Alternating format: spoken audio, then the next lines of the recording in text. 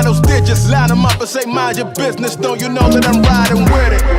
I'm riding with it. You can't see the size, ain't norm. I ain't reached my final form. I gotta teach inside a storm. I gotta reach inside it. No, I don't need beside him. By and large, I don't preach no violence. Right feet right beside him. I am calm. Entire district, I can wanna take time and find it. If they hate, they can't ride beside us. New whip, this time we ride it. All my people know out of towners. Yeah, new whip outside is different. Ask me where the carpet, mind your business. New whip outside, I'm vicious. Ask me where the carpet, I'll admit it. Can't you tell that I'm riding with it? 5 or 6, I can't find those digits. Line them up and say mind your business. Don't you know that my mind is different? Can't you tell that I'm riding with it? 5 or 6, I can't find those digits. Line them up and say mind your business. Don't you know that I'm riding with it?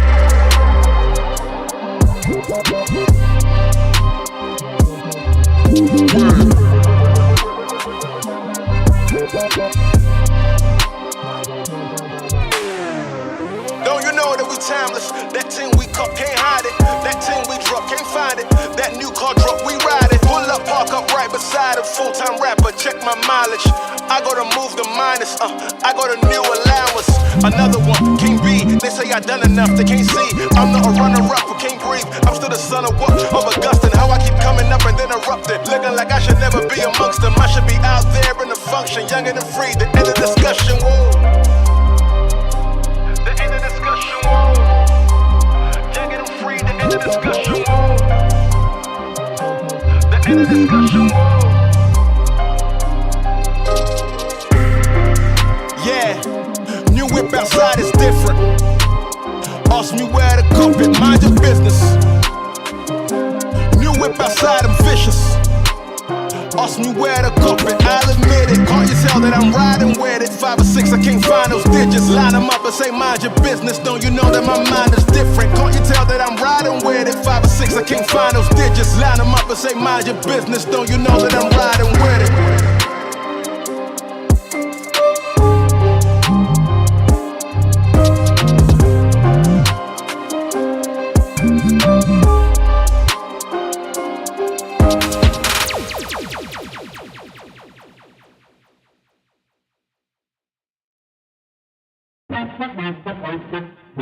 Yeah, gotta aim for the top like hold up. Yeah, I can never doubt myself, I know better. All of you critics be acting like you know better. Blowing the smoke, but I know when the dust settles that I'm in my element, it's evident that there's levels to the game. All of those dark nights I got then, breaking my back to make it out, got me feeling like pain. I ain't never need your help, I know you wishing me well. A penny for your thoughts, but seeing no change. I snap for the sun like Diddy, the riches got a mad ass son, I'm like Billy. I ain't never switch up, whole team with me, but known for my city like OAGZ. Set the pace as long as you finish, consumers find a way inside your business. Babble if they try to dabble in it and they hate the fact that they may have to witness. You tryna aim for the top like this and you're in your element with a fire like this, and they hoping you fall and they praying you miss, but it's all in the risk. I got you with the switch, you know.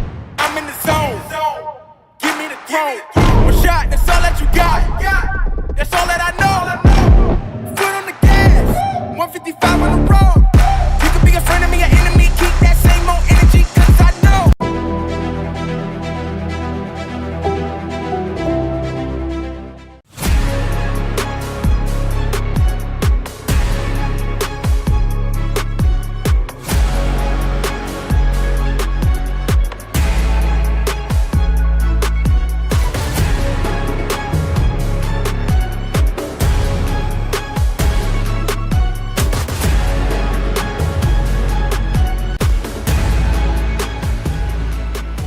Playoff Revenge Tour continues for Mansfield Christian as the glass slipper continues to fit after an upset of state number 5 Van Buren on the heels of a win over Riverdale. And next up for the Red Hot Flames is number 8 Ottoville, who knocked MC out of the playoffs in 2022 and have allowed just 1 goal during their tournament run here in 2024.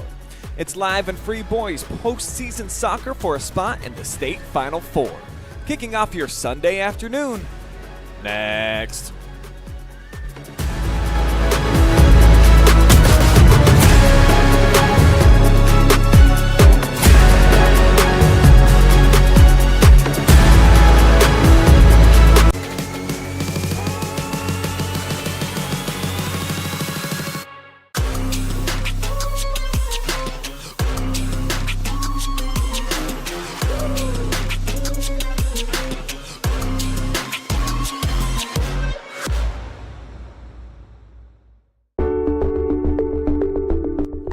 Home Health and Hospice, our caring professionals are ready to serve you with personally tailored services designed to meet the unique needs of each individual.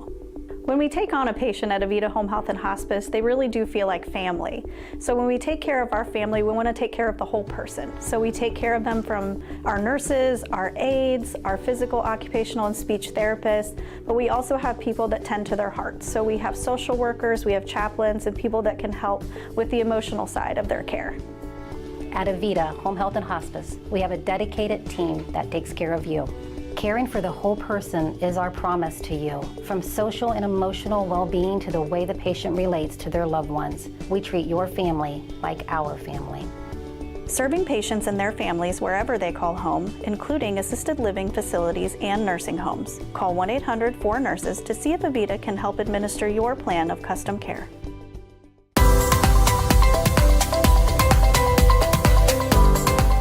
At Whitaker Myers Wealth Managers, we believe successful financial planning comes with your complete understanding as a client. That's why our financial advisors are passionate about our core value of having the heart of a teacher. When you have complete and total understanding of your financial picture and your financial future, you have more confidence as a client.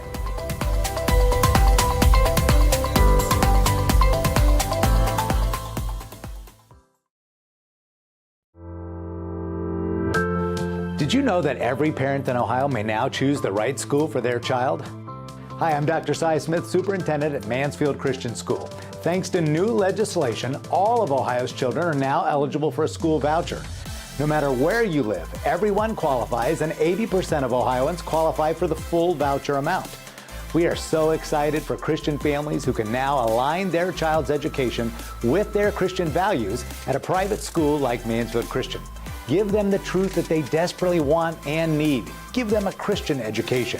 You can find out more information at mcsflames.org or call 419-756-5651.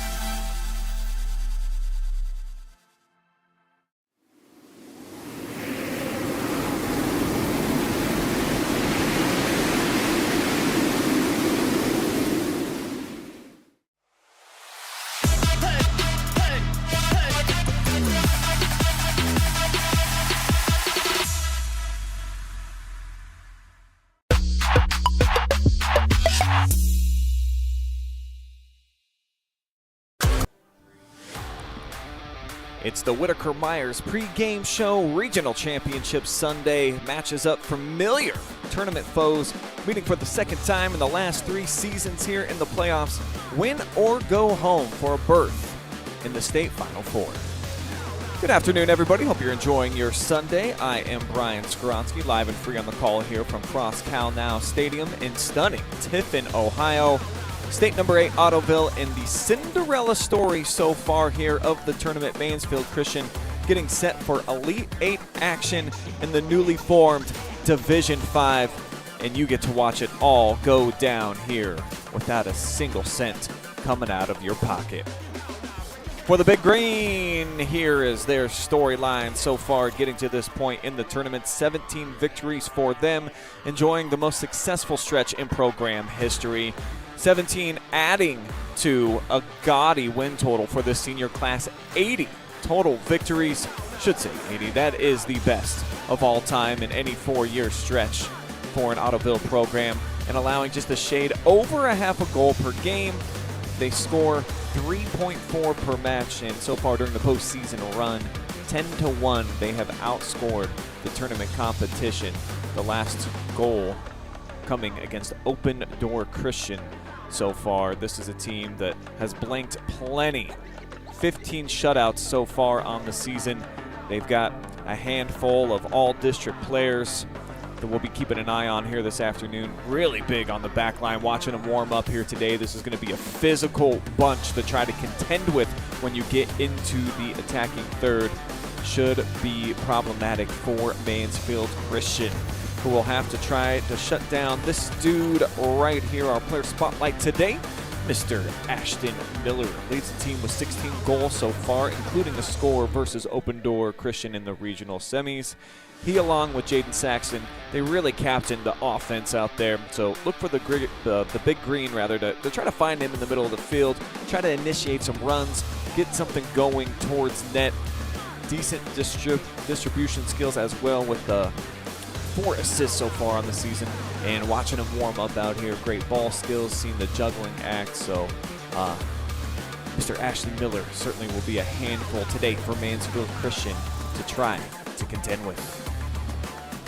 But speaking of those Flames, an unlikely contender here in this Division 5 regional, already winners against the last 2 teams to eliminate them in the postseason, and looking for the 3rd straight hit on their revenge tour. Took out Van Buren in the last game in the shootout. 4-1, they knocked off Riverdale after beating Bluffton 2-0 to continue this tournament journey, and we've spoken at length here, these conversations during our broadcast, just about the fact that they came into this postseason on a 4-game losing streak. So rare for a team like that to catch fire like this squad has, but 8-4 over the last 12 games. That 4-pack of losses, as mentioned, all came in a row heading into the postseason, but somehow, some way, they've been able to flip the switch, change the narrative, and they are on the brink of getting back to a state Final Four yet again. One of the most storied small school programs in North Central Ohio, in regionals for the 11th time just since 2006. And this young player right here, Mr. Grady Heichel, our player spotlight tonight, he has brought a ton of spirit and energy to the squad since transferring in from St. Peter's a couple of years ago. A really courageous MVP performance in the regional semifinals versus Van Buren. 13 total saves in that game, including 3 stops in the penalty shootout to help punch their ticket here into the Elite 8 this afternoon. This dude, an awesome conversationalist as well. Loved talking to him, had him in class.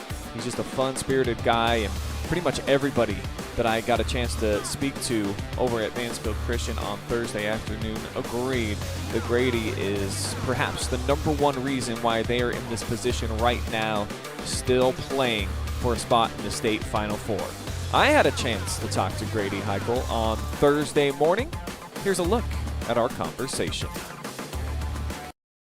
All right, Grady Heichel, goalkeeper and maybe the hero last night. You've been getting a lot of love and praise from some of the fans, some of your teammates. What's it like to be you on this particular morning at Mansfield Christian? It's great. I mean, the support I've had from the school and everybody has been fantastic. I mean, obviously it was a team effort, and the entire team has just been getting supported by the school this entire way. We had a police escort to the game yesterday. That was incredible. That was such a cool experience. And we just kind of the atmosphere going into this has been fantastic from everyone. But I'm hearing from my sources that even though you're game MVP, you're moving on to regional championship, you still had to take a test today. You weren't able to talk your way out of that? No, unfortunately not. Miss Crothers unfortunately would not let us out of the chemistry test, but she's still a really good teacher, and she helped me through the test. She said she let me have my notes a little bit early so I could finish up and head up here. So shout out to Miss Crothers, but that test was really hard. Well, I'm glad that you were able to get through it, and you get through a great team last night in Van Buren, and I already got to talk to you post-match about just the experience. They put waves of heat on you guys throughout the course of the night, and now I've got a chance to talk to some of your defenders, and they're pretty exhausted. They got to admit, it felt like you guys were back there defending for the bulk majority of the night. So to get through a game like that where there's 34 shots allowed on you guys, what do you think that does for your spirits and your energy moving forward? Because knocking off the #5 team in the state, that was a pretty heroic experience, I think, probably from top to bottom for the entire team. I mean, Van Buren was the toughest team we've played all season. They had an amazing record, amazing season, and I mean, I'm not going to say we weren't intimidated by it going into that, but we didn't let it stop us. We came out, we played physical, and now that we've gone through them, I mean, I think anything could happen these next next game, 2, maybe even 3 games. I mean, who knows what can happen now?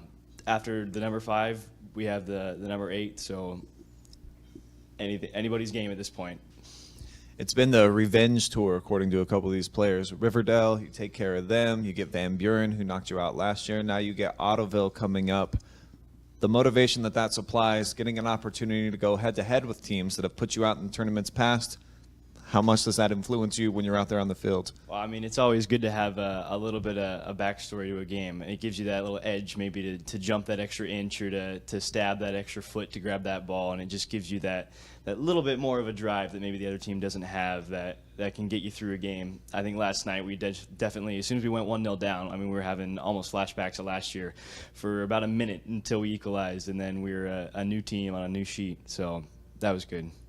And then finally, Mansfield Christian, a very storied small school program for boys soccer, 11th regional appearance just since 2006. So to carry on the tradition, that's the emblem across your chest, what does that mean to you as a player to be able to compete for one of the great small school boys soccer programs in all of Ohio? I mean, coming from a person who just transferred here last year, it's great. I mean, I felt like I was accepted almost immediately into the team. And as an outsider, I mean, we respected Mansfield Christian as a small school. We knew the population was small. And then coming into it, I didn't even realize how small it actually was till I got here. But we have that kind of underdog mentality all the time, and we're able to carry that all the way through. And I mean, it feels great to be able to carry Richland County almost on our shoulders now. The last surviving team from the county. So being a transfer student here into the school, you didn't grow up with a lot of these kids. To be accepted into the culture and the program, it's got to be an awesome experience for you, and just being adopted now, I think, by the entire fan base after what you did last night.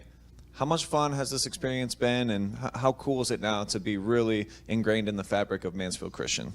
I mean, it's been fantastic. The spirit everyone has, the passion everyone has, the love for the game, the love for God everyone has coming into it. It's been fantastic to see, and it was amazing to take part of it last year. Even watching on the sidelines, I could tell. And now this year being able to play in it, I can feel the passion we all have for the sport, and it's amazing to see, and I love it. I mean, personally, it means a lot to me, obviously, being able to come in to a new team. I know a lot of people kind of struggle with that, coming into a school, a new team, but it's meant a lot to be able to be a part of this team going forward. Continuing on into the Elite Eight, awesome performance last night. Probably going to need another one coming up here this weekend, so hopefully you saved a little bit in the tank for the regional championship. So thanks, Grady, for the time, and good luck coming up this weekend. Thank you, Mr. Skowronski. All right, I got Great conversation there with Grady.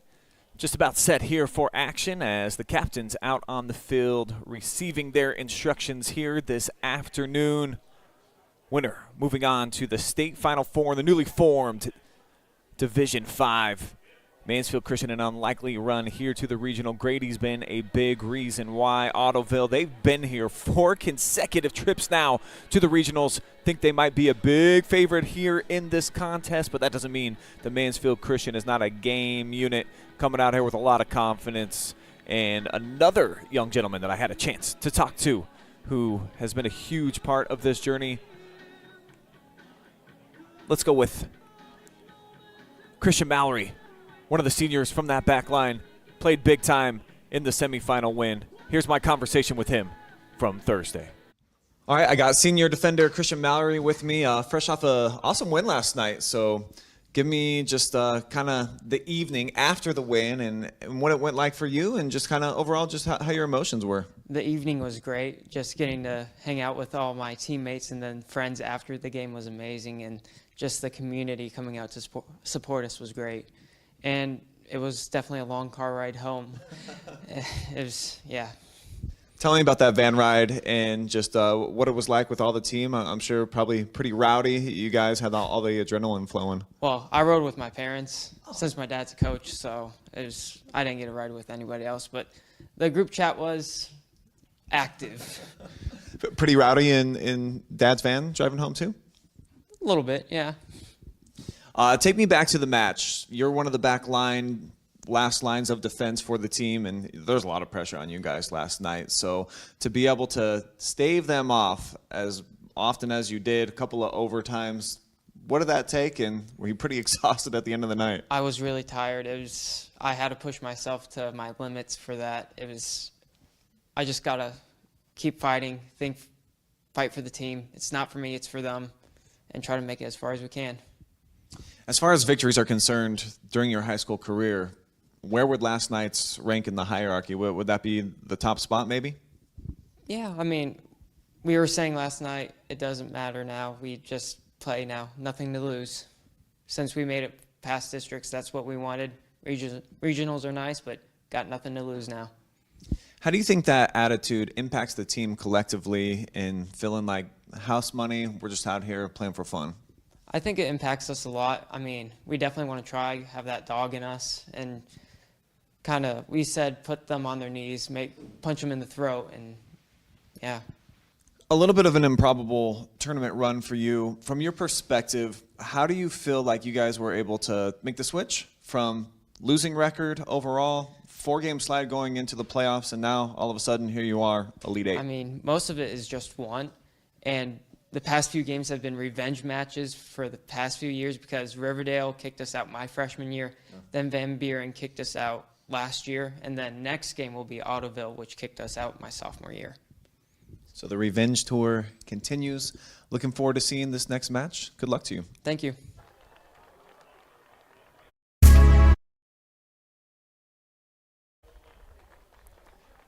So appreciate the opportunity to catch up with Christian there on Thursday afternoon, the morning after the big victory, the regional semifinal, the late night for them, the penalty shootout, and all the excitement, the joy. And you could tell from talking to him, and I think I did 11 interviews. You're going to see 2 more of them today. We'll have one coming up at halftime.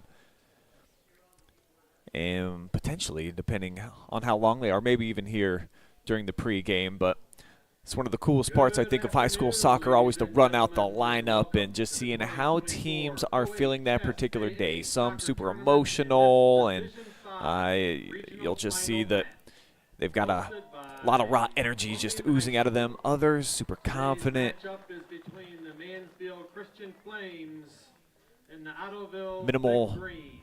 explosiveness coming out of their mouths. But a super fun matchup that we have here in store for you guys, a rematch from 2022. Big Green got it done then. We'll find out here this afternoon who moves on to the Final Four this season in the newly formed Division 5. But first, let's step aside with the playing of our national anthem.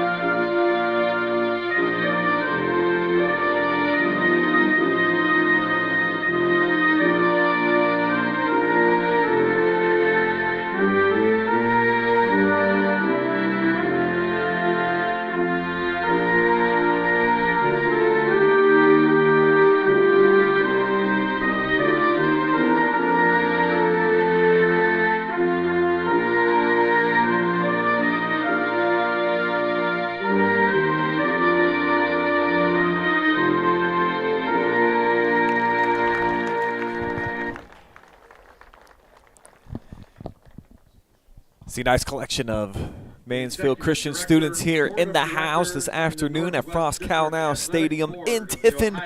Great stadium, shared between 3 different entities for football. And now, the beautiful game on a Sunday afternoon in a regional championship. So what determines a winner here in this afternoon's competition? We'll dive into my keys to victory, presented by our good friends over at Whitaker Myers Wealth Managers. You just got to be able to draw on your experience. 4th straight regional appearance. These kids, they know what it looks like. They know what it feels like when you're playing in these ginormous matches with a lot at stake. Final Four for them last year, and then just possess in the midfield.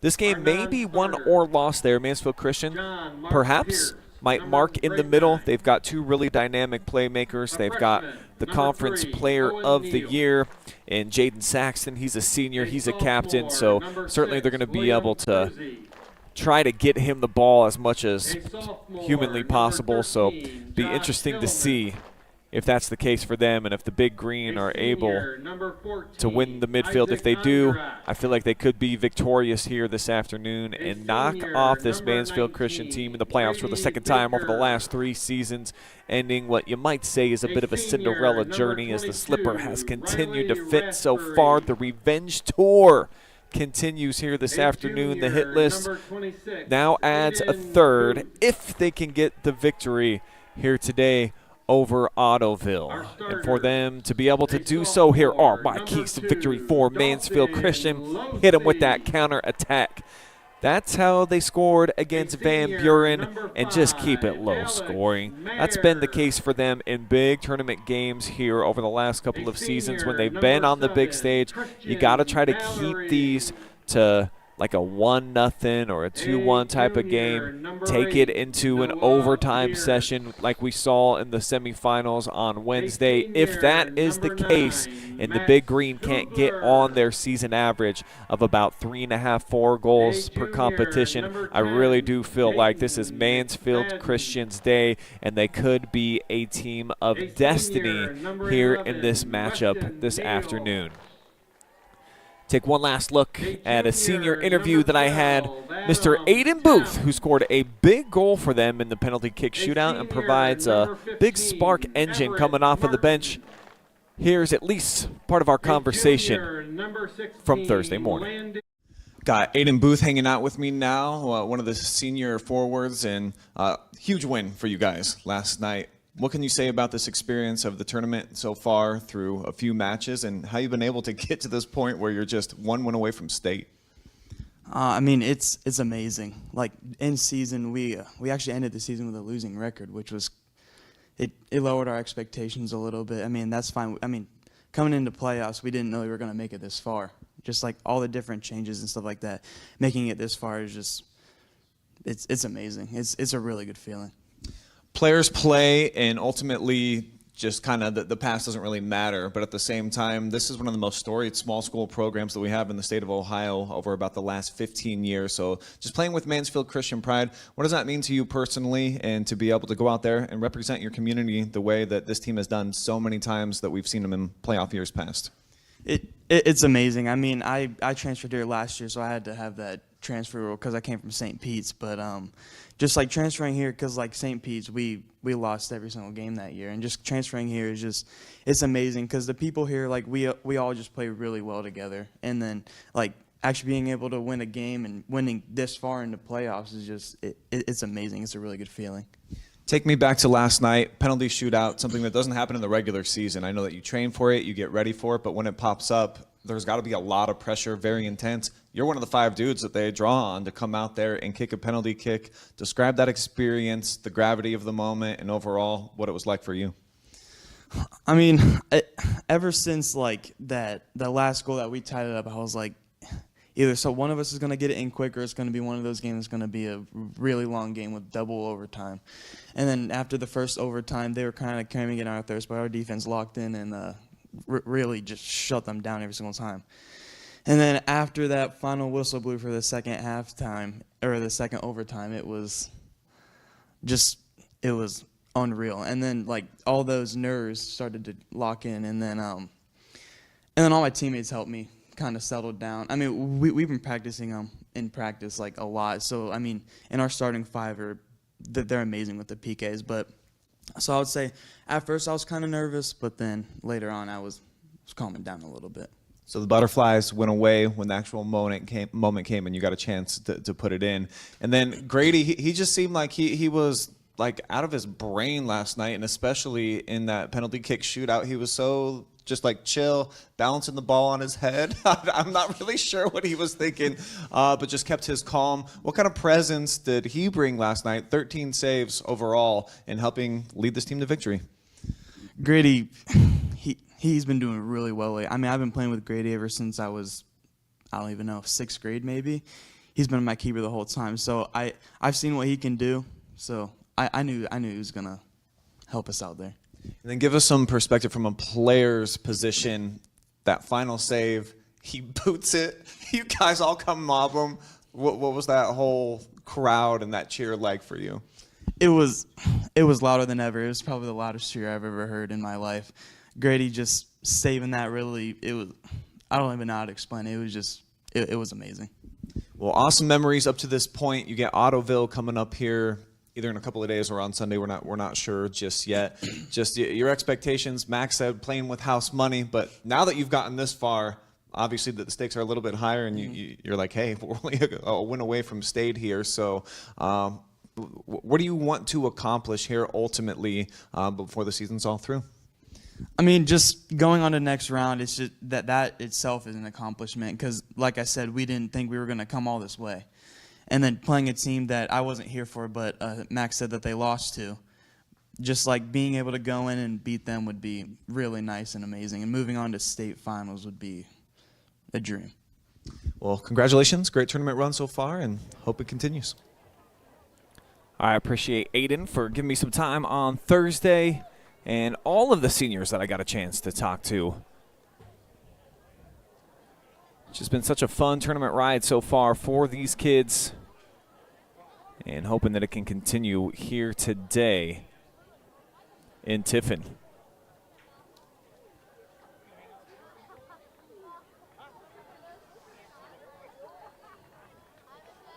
First touch will belong to Mansfield Christian.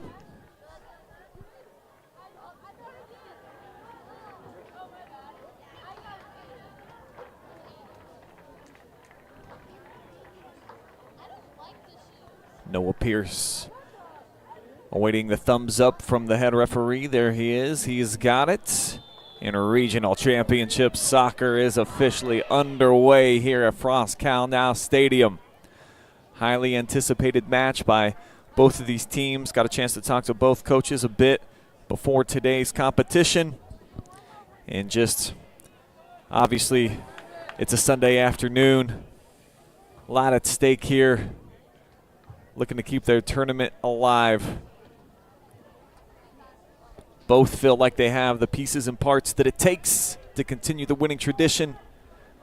And certainly the way that Ottoville has played so far during the season, earning that number 8 overall ranking and what they've done in the tournament, they are the odds-on favorite here this afternoon. Has not mattered so far to Mansfield Christian at any point so far during this run. The number 4 seed in their district, champions there, made light work of Riverdale in the championship match. Actually went up 4-0 before a late one. Made it 4-1 the final score in that. And then I think most were kind of counting them out when they got locked up with the 5th ranked team in Division 5 in Van Buren. And even though they got thoroughly outplayed in terms of times of possession, shots on net, every metric that you think would matter didn't in that game at the end of the game, as the penalty shootouts ended up yielding a victory for Mansfield Christian. 3-1 they won. And Grady Heichel, who we had a chance to talk to, a couple big saves in that one. A victory for Mansfield Christian. Ball evidently out of bounds over on the far side. And Grady Heichel, who we had a chance to talk to. Tam on the throw.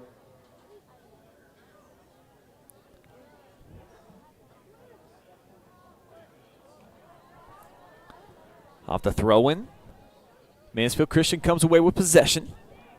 And already they've pretty much had more down on their opponent's end of the field than they did in that entire Van Buren match. It really, truly was about as lopsided as you could get just in terms of where the ball was being possessed. So the Flames, who traditionally, they're a fine feet type of club, they're able to take command as here's a big push. And Max Hoovler coming over and cleans it up. Hard charge here from Max. And ends a nice chase that time from Alex Lease.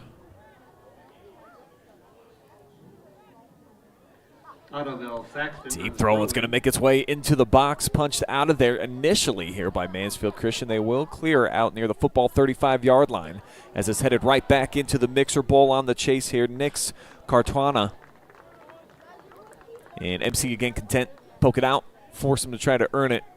But you see they've got one of those big gun, strong arm type of weapon dudes they can flip it into the box here off of the throw-in, and it's almost as good as a corner kick, if not better in some situations, because you can really target it.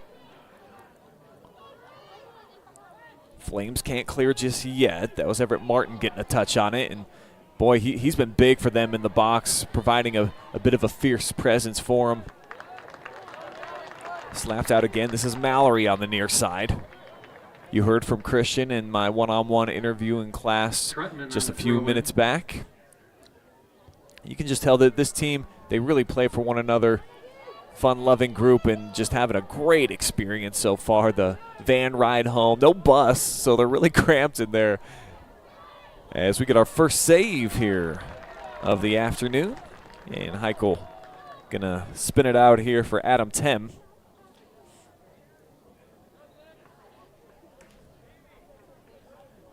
And we get a throw-in coming up here for MC. I am on the call here solo this afternoon. My name is Brian Skowronski. Do drop me some comment bombs. Let me know how you're taking in today's action. Do you have this on the main screen? Do you have NFL football on the second screen? Is it reversed? Do you even have my audio on? Well, if you didn't hear me, you wouldn't know to be able to comment. But I want to hear from you guys anyways as we get our first foul and infraction here against Ottoville. And it'll set up Hoovler and company from the 45-yard line on their end. Taken by Max Hovler. Max is really coming to his own now as a senior, become one of the leaders and a standout on that back line for Mansfield Christian. That is the last interview that I have bottled up for you guys. If we get an opportunity to show it to you, me and Max spoke for about 4.5 minutes on Thursday morning, as it's a heavy touch here from Garrett Tretman. Ball back over to the Flames. Throw-in, Mallory. Mallory looking to pick a target. He'll lob this one, and he's able to get it to Weston Neal initially. Now it's flopped up. Back over to Weston. He provided the goal, and really I think the biggest play of the game in the regional semifinal match, matching right after a goal from an All-Ohioan for Van Buren, and less than a minute later, he was able to capsize the entire kind of direction of the match where you felt like Mansfield Christian might be on life support even though they were just trailing by one. An instant set ablaze there with the goal and the counterattack for Neal. And here he is charging up, trying to make an impact now. Here comes Weston Neal, the senior. Pushes it out wide, and a little bit too far here for Noah Pierce. Excellent build for MC, and already taking the match to Ottoville a bit more than they were able to in the Van Buren match a couple of days ago. We'll see if they're able to continue that as this first half rolls along, and still barely just getting started on a gorgeous Sunday afternoon. Mother Nature has played ball with us throughout this entire tournament. It has been awesome, the type of weather that we've had. It's been a great experience for all these athletes, and we've had some snow games. We've had a lot of frost on the field for plenty of these regional championship type of games and atmospheres, and it's just been sunny. It's been nice. And here's Tem, a little bit of an aggressive tackle from the back, and that'll be a foul here against MC, just their first. And Ottoville quickly plays. It'll be Calvledge trying to work it down the near sideline. Poked away here from Ty Hortzman, just a freshman.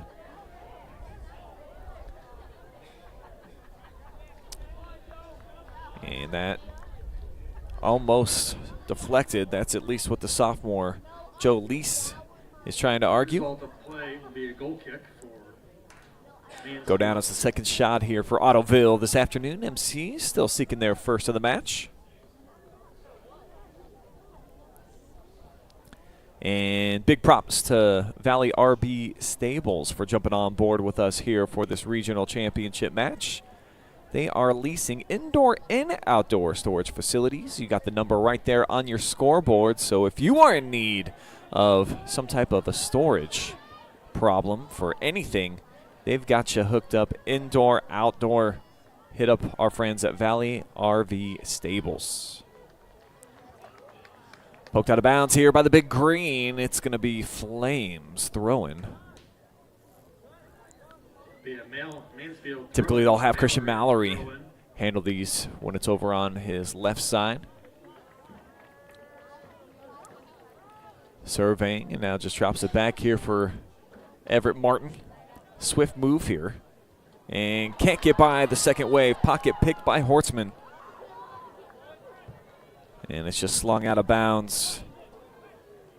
Boom. Probably a wise decision. Just try to end the threat. Fast and furious with the throw-in. Little collision. It bounces off of the flag. And it's going to be a goal kick here. Physical play there by the freshman again. You see Horseman.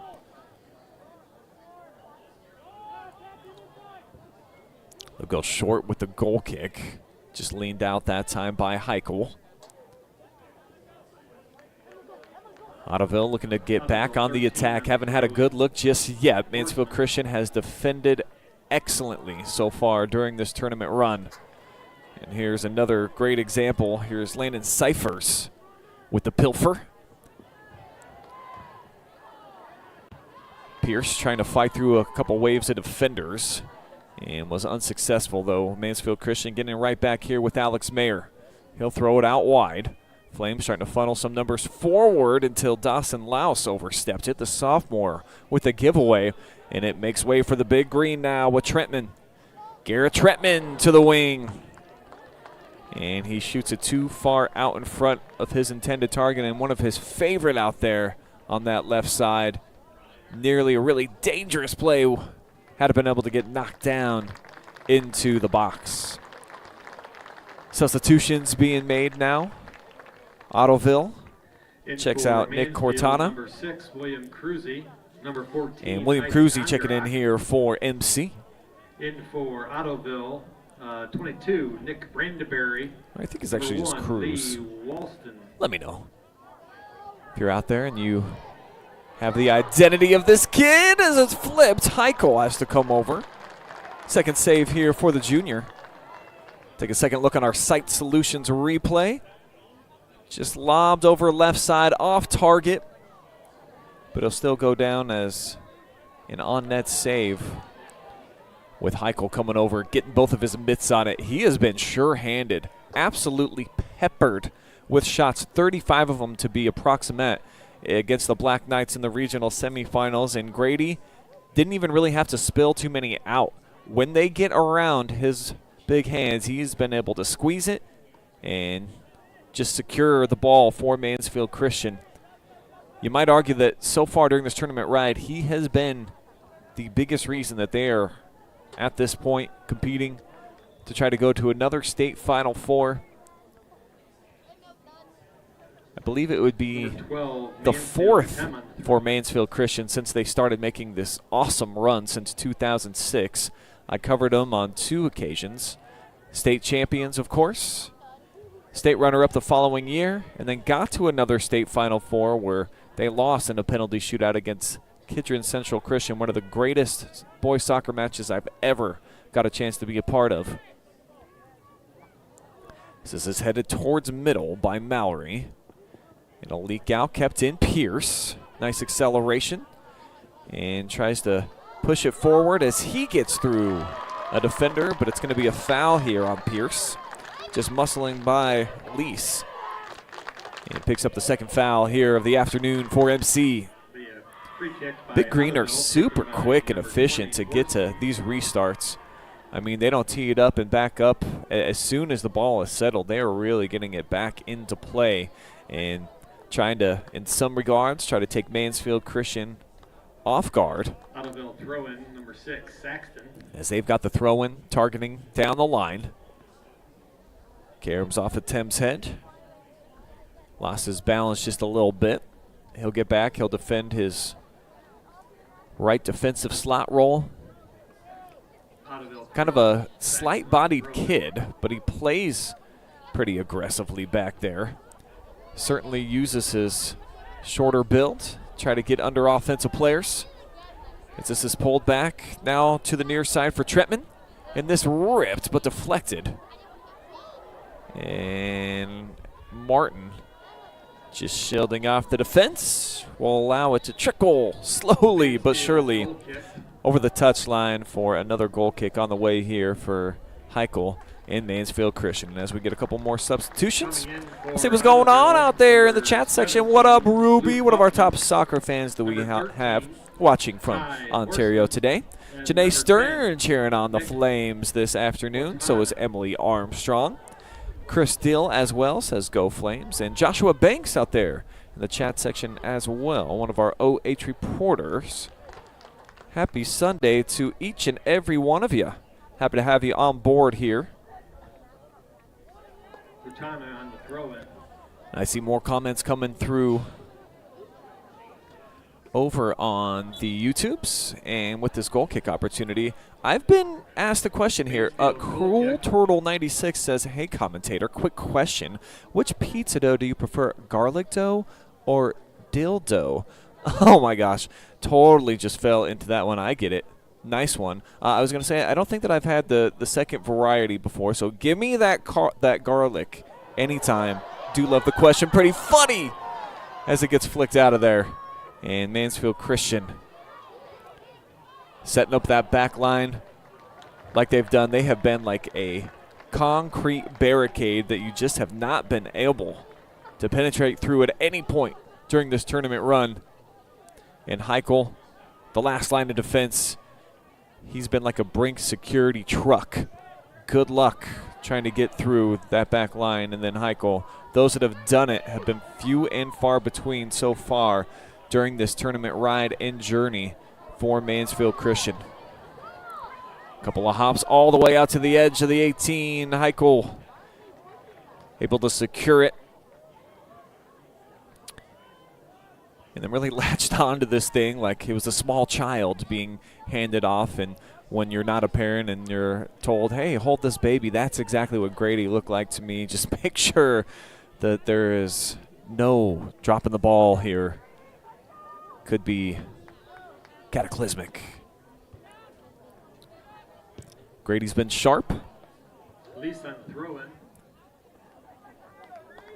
So has the defense, but we've seen how Ottoville has really been controlling, dictating the pace of play over the last 10 minutes. They've got Mansfield Christian back defending, and this has kind of been their style. So talking to couple of soccer folks here on the Mansfield Christian side of things before the match, and it's just because you get outshot like 10-1 overall, you know, in terms of what we saw in the semifinal and I think one other match so far during this tournament. Mansfield Christian was the aggressor early on in these playoffs, finding feet, being the aggressor, but just because you're on the flip side of that doesn't mean that you're getting outclassed or outplayed. It's just a different style. We've seen it. Japan did it to Team USA on the girls' side in World Cups. Just pack it in, make it nearly impossible to score unless the offensive unit is able to come up with, you know, a great press, good ball, one-on-one situations. But if you can't get into those, it's going to be real tough to be able to try to crack through that armor. And then all you got to do is hit them with a counterattack every now and again. Foul here against Ottoville. Flames have not been able to flip the script and get a fast break going just yet off of one of the attacks for the Big Green.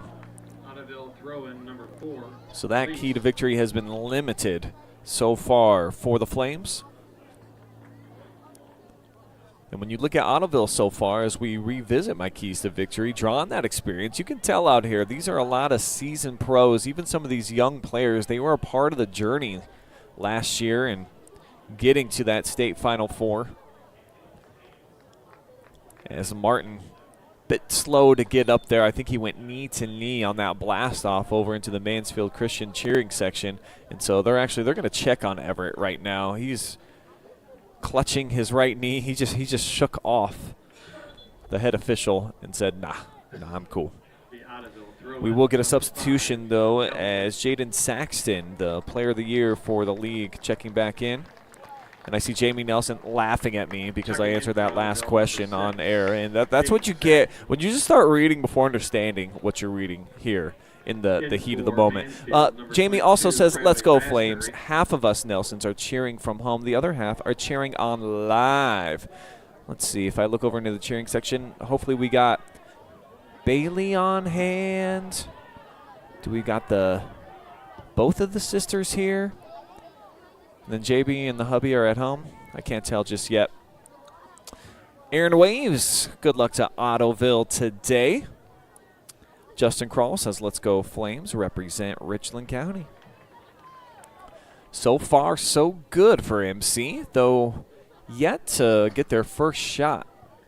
Flame throwing. They have been on their heels ever since that first 5-minute spurt where they had a couple of opportunities, a few build-ups, but nothing ever came to fruition. As Riley Raspberry, who just checked in, this senior, he is one of those guys that when he's on the field, he's going for it. 110% effort all the time.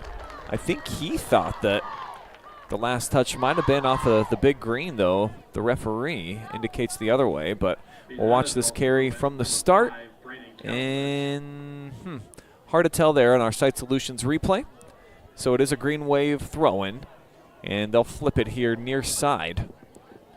A little bit of a push-off, but getting away with it into the back and nil there was the freshly checked-in Saxton. More battles going on. Trittman in the midfield, they say play on. He's got the advantage with Pierce leaking off of here. Here's a one-on-one. Back post! Off of the outside post. Best chance tonight for either team, and another shot comes in after the fact. But Grady Heichel coming out here and just making the window extra small, extra difficult to fit it through. Whew. Big shot that time. And now off of the header from the corner kick. Another solid look here for the Big Green. They have got the momentum going right now. Horseman put an excellent ball out there for a freshman right into the mixer bowl. As it's now 6 shots for the Big Green. In for Mansfield, number 13, Josh Hillman. Flames going to get Josh Hillman out there. Sophomore getting his first taste of regional championship action here this afternoon.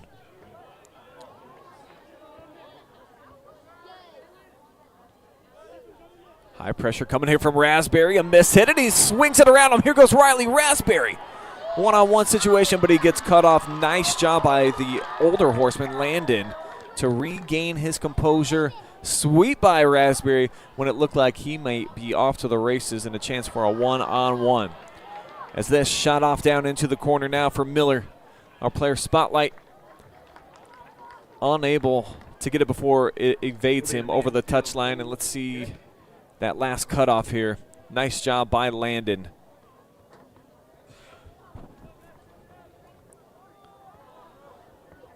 More than half of the first half clock burned off. 18.5 minutes remaining. And that rolls underneath the left outstretched foot there of Mallory. So it's going to be a Big Green throw-in. Switch that up. 6. Jaden Saxton's going to handle it. All the way out on the track. Gets a running start. Lifts this one right into the middle. Couple of headers, a third. And they're able to leak it out here for Pierce. Pierce pointing in favor of the Flames. It is going to be their throw-in. Tem down the line and picked off. Little too far for the intended target. As Ottoville again will have the throw-in. And they've got the substitution coming back in. That will dive back into the chat section. Jamie says Bailey, Laney, and Shelby are all there. She's hanging with Cassidy on the couch as she recovers from knee surgery. Get better, Cassidy. And Emily says, let's go Landon from the Davis family. Turn on the Flames here this afternoon. A lot of fans here from the greater Mansfield area. Filling up about half of the visitor bleachers. But, man, Ottoville, not too far of a drive for them to come here this afternoon, and there are a lot of green uniforms. We got here 2 hours and 10 minutes before the start of the kickoff, and they were out tailgating. There was a big contingent of fans out here really enjoying themselves, getting ready for the action. So you can tell that this is a fan base that they've really been enjoying the ride that's now a 4-year stretch. And what do we got here? I think the whistle came before that. They said play on. It'll go against Ottoville, their third here of the opening half. Kick for Mansfield, taken by number 9, Max Hoovler. Hoovler with a big boot through the middle. And the 50-50 balls have been more like 75-25 in favor of the green machine here so far. They've been getting to it first. As this is lobbed, settled. See who's ever going to end up collecting possession. About 8 straight turnovers here on consecutive touches. And now off the deflection, it'll be out for Mansfield Christian throw-in. They'll get it in here to Mayer, trying to flip it through to himself out of a double team past Saxton. And now Hoovler will lay it back here for the keeper. Misstruck by Heichel. A little bit of a side spin, too, set up. Middle one-timer deflected off of Hoovler. Great chance there by the big green. Oh, my, off the miss hit from Heichel. They left that void. And it turns out Hoovler able to turn it away.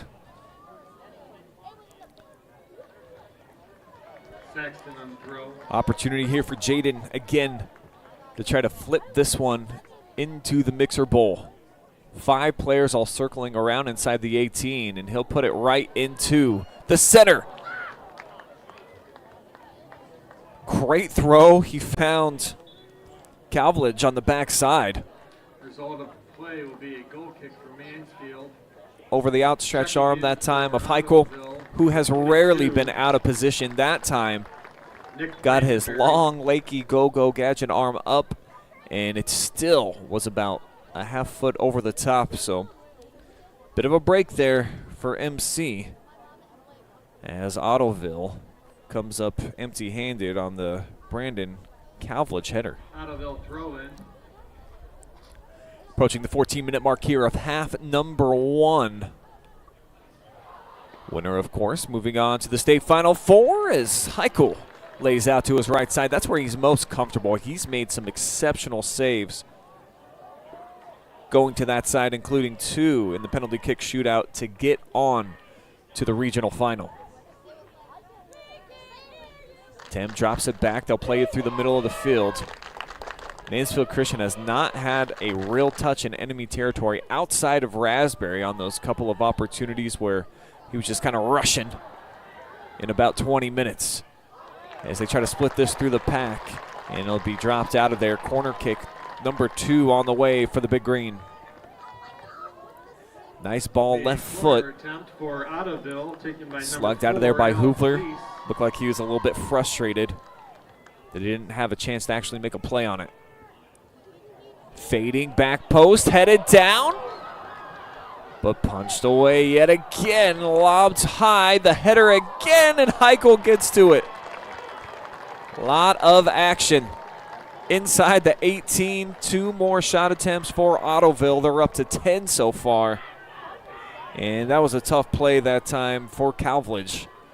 Kind of leaning back. You're not able to generate a whole lot of power on that. As Weston Neal gives a great chase here. So it'll be flipped backside. And here's Mansfield Christian. This is one of the rare touches they've had in opponent territory.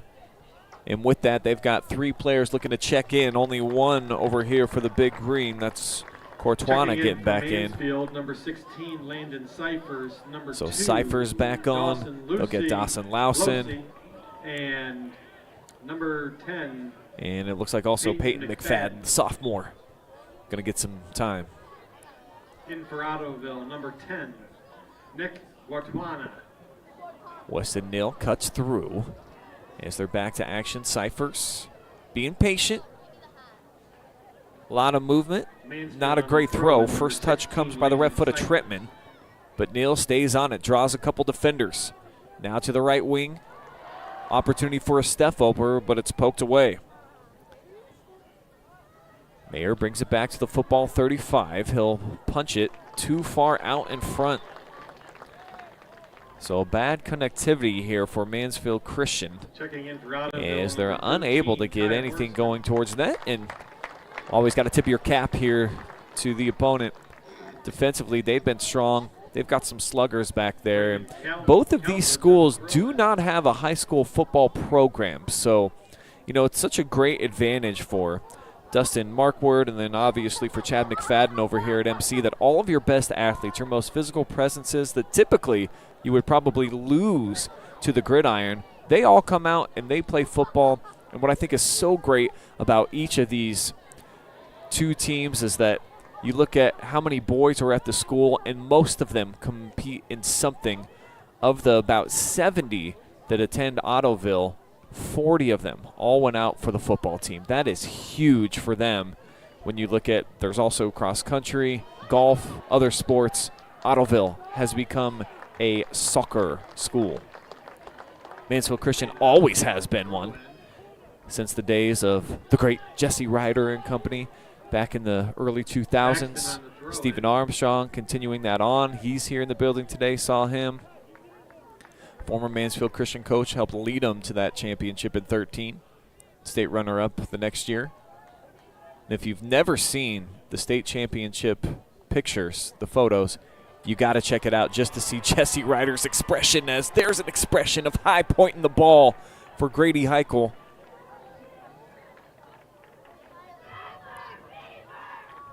Six save for Heichel this afternoon. And I think he's at his best, actually, when he's being asked to step up and kind of throw on that Superman cape.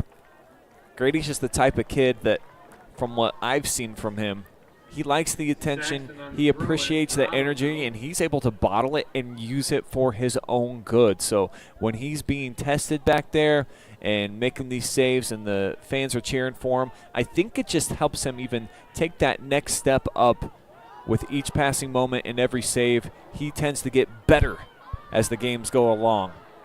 Big ball. Oh, and a chance for Cyphers. One-on-one, left foot. And he just pushes it. Not a great shot attempt here from Landon Cyphers. Misstruck off of his toe. But that is the first shot for Mansfield Christian. So at least some progress if you're a Flames fan. But boy, has the offense been basically non-existent so far. But back to my little soliloquy that I made about 15 minutes ago, it doesn't matter in this sport. That's kind of the beauty of it, is that you can play this type of style that MC is looking to initiate that got them the victory against Van Buren. And so far, they're tied. They're even. It doesn't matter that they have been outshot so far, 11-1. The score is exactly identical up on the board. And as we get a couple more subs, say what's up to Cassidy. She's cheered on the Flames out there today, recovering from knee surgery. So is Blake Girdman. Says, go green. So we've got both fan bases chiming in. Shane Berenson, need to change the font color on the time. You can't even see it. Sorry, that's just how it is here. Can't change their scoreboard. Beautiful day for a Flame victory, says Joe Moritz. Dennis is watching from Huron. Cindy Reynolds says, let's go Flames. So does Mary Mowry. Want to say what's up to Linda, cheering on the Flames. Josh Oliveri, also big fan of the Flames. So is Aaron. And we're back to the top with Ruby. So keep the comments coming in. Always do love knowing where you guys are tuning in from. Are you in the Great Buckeye State? Are you watching from the Mansfield area? Are you over near Ottoville? Even though it looks like pretty much the entire town for them here on location today. Their student section, absolutely packed. For a Division V game, this is an awesome crowd. And we saw it in the regional semifinals as well. Van Buren was able to pack the house along with Mansfield Christian for it being a school night on a Wednesday. The school pride out there was ridiculous. One of the best environments that I've been at, period, for a high school soccer match, and they're matching the energy here this afternoon. As this whistle will favor Mansfield Christian. Much to the surprise, I think, that time of the Big Green. I think those two players just kind of going shoulder to shoulder, so tough whistle. As the 50-50 balls continue to kind of evade MC. Bigger, more physical roster on the other side. But McFadden drops it off, finding feed here on opponent's territory, at least for a couple of touches.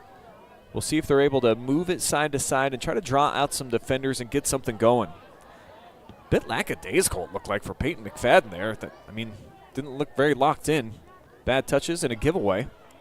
See if they find him here. He presents himself. He's open.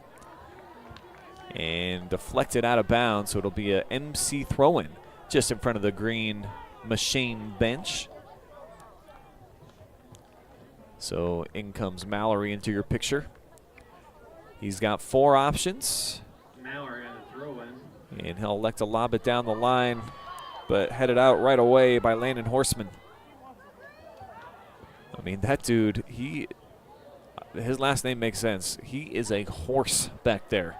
When this dude comes charging up, he looks like a linebacker. And I made that comment to assistant coach for Ottoville. Not sure exactly who it was. Might have been Caden or Jamie. But just about the fact that, you guys kind of look like you're a football roster in no pads coming off of the bus. As offsides, says the AR. Nice job that time by Hoovler, just trailing behind the play. Free kick for Mansfield. First offsides call against either team so far. And we're 35 minutes gone by here. Regional championship match in Division 5. Frost-Kalnow Stadium in sunshiny Tiffin, Ohio. Great weather here this afternoon. 65 degrees in Tiffin right now. And this is so uncommon. We have been right near the tippy top of the highest temperatures that Ohio has ever tracked before over the last week or so. So this has been fantastic. No jacket necessary for me today. Matter of fact, I wore a flannel way too much in this press box. I am sweating probably more than a lot of the players out there. So probably should have wore shorts. I see quite a few fans did. They knew what was going down. Got to soak it up while it's here. I'm sure eventually Father Winter is going to want to come have his moment. As we did flip the clocks back today, falling back. That extra hour of sleep, really nice. And actually, with this tournament trail, I have been staying up till 2, 3, sometimes 4 o'clock working, getting things done for the next day. Last night, crashed out quick. Yeah, Saturday wasn't much of a party night for me. About 11 p.m., I sat down to watch a show. I don't think I made it more than 5 minutes in. How about a 3-on-5 formulating right here for the Big Green with Hortzman. Tripped up just on the corner of the box. Didn't get a whistle. He certainly wanted one. What say you? Yeah, it looks like he tries to turn inside, and even though Mallory's leaning on him, it's really got to be egregious to try to make a game-changing type of call, and especially short time, just over 3 minutes, to set up a penalty kick. As this one takes a hop, it starts to find Cortana. And now the shot low, and no problem again for Heichel. 7th save for Grady here in this opening half. And he's got the punt out to the far side, up for grabs. Possession now settles here with Mayer. He's got McFadden in the middle. He'll find him. Peyton with the turn, slugs it back. And Martin. Couple headers. And the contact whistle will go against Ashton Miller. Had a couple of questionable calls so far. MC back to action quickly. Show you what they did. Able to come here near side for Cyphers. And Boy, that's big contact there. And Noah Pierce was hanging out right where he got brutalized and certainly thought that they were going to have a free kick, but the referee says, nah, it's a throw-in. 2 minutes remaining So in the first half. Hoover came up so that everything that Mansfield Christian thought that it would be either a corner kick and or a free kick from the middle is not. Instead, it's a throw-in. Cypher's got a strong arm, not quite as good as Saxton, but he'll drip it back here. Trying to find Mayer. He'll settle at his feet, and there's been the problem. Mansfield Christian, when they've been down here near the attacking third, they're just getting chased out. They have had nothing. Absolutely zero offense so far today.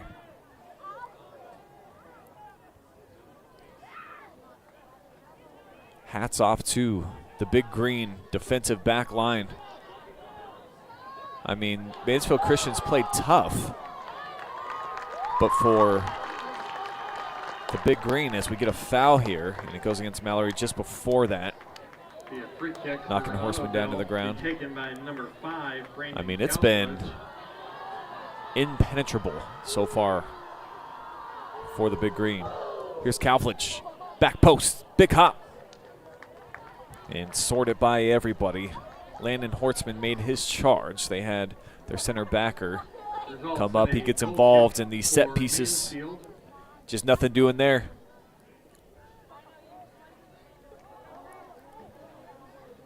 Flames probably wisely will just try to run out these final 30 seconds. See if they just play a big ball down into the corner. Instead, it's a turnover from Tim. And they'll just wallop it out. 20 seconds and fading here. Be Ottoville throw in. See if they can get a shot attempt down to the final 10. Really taking their time. Boy, what a throw in. Into the mixer bowl. The header is wide. Show it to you one more time as the final 3 seconds coming off of the clock. 0-0 your score here at the break. Fun competition going on here. Each team looking to break through and get into the state Final Four. We'll take a timeout. When we come back, I'll have your first half stats. I'll set you up with an interview with Max Hoovler before second half action. You're enjoying live and free coverage, the only live stream around for today's matchup, Mansfield Christian and Ottoville. We'll return in just a couple minutes.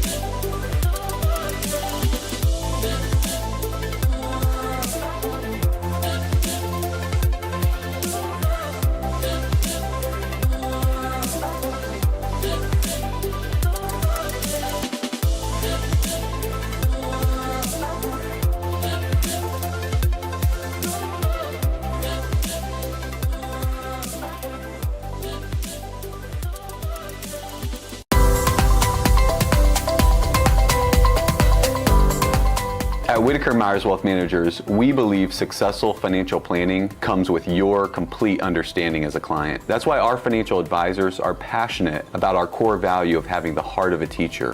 When you have complete and total understanding of your financial picture and your financial future, you have more confidence as a client.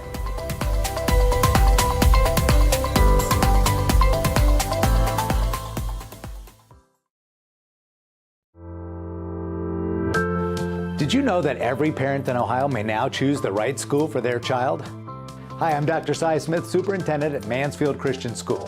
Thanks to new legislation, all of Ohio's children are now eligible for a school voucher. No matter where you live, everyone qualifies, and 80% of Ohioans qualify for the full voucher amount. We are so excited for Christian families who can now align their child's education with their Christian values at a private school like Mansfield Christian. Give them the truth that they desperately want and need. Give them a Christian education. You can find out more information at mcsflames.org or call 419-756-5651. Avita Home Health and Hospice is locally owned, locally managed. All of our staff, our board, everybody are members of the local community. Our medical director is a member of our local community and has practiced in Bucyrus for over the last 10 years. When you call in, you're getting a local person. The nurses that you talk to all live, work, and recreate in your community. I mean, I've been doing this for 16 years and I've taken care of 3 generations of some families. We're the hometown people.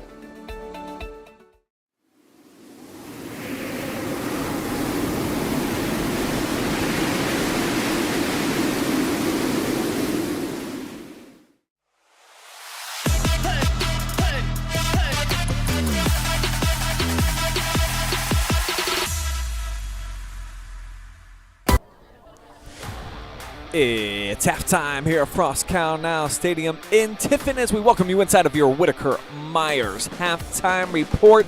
No score just yet from either side as you take a look at the big green bench. They have been dominant, though, so far through the first 40 minutes of action as we will dive you right into the halftime stats presented by our good friends over at Whitaker Myers Insurance, Benefits, Wealth Management. 13 shots total so far for the big green. I've got him down for 7 on target so far. Grady Heichel has had to make 3 exceptional saves so far up to this point. But the time of possession, flat out domination so far from the big green machine. Ottoville has been collecting a lot of those 50-50 balls. They've rechanged what it's called now to about the 80-20, and when they've gotten near the attacking third, that being Mansfield Christian, boy, have they been shut out. It is like the Secret Service is keeping an eye on them, and no way, no how are you allowed to break inside of the 18. That's why they've got just 1 shot so far, and not even a good shot, not anywhere near on target.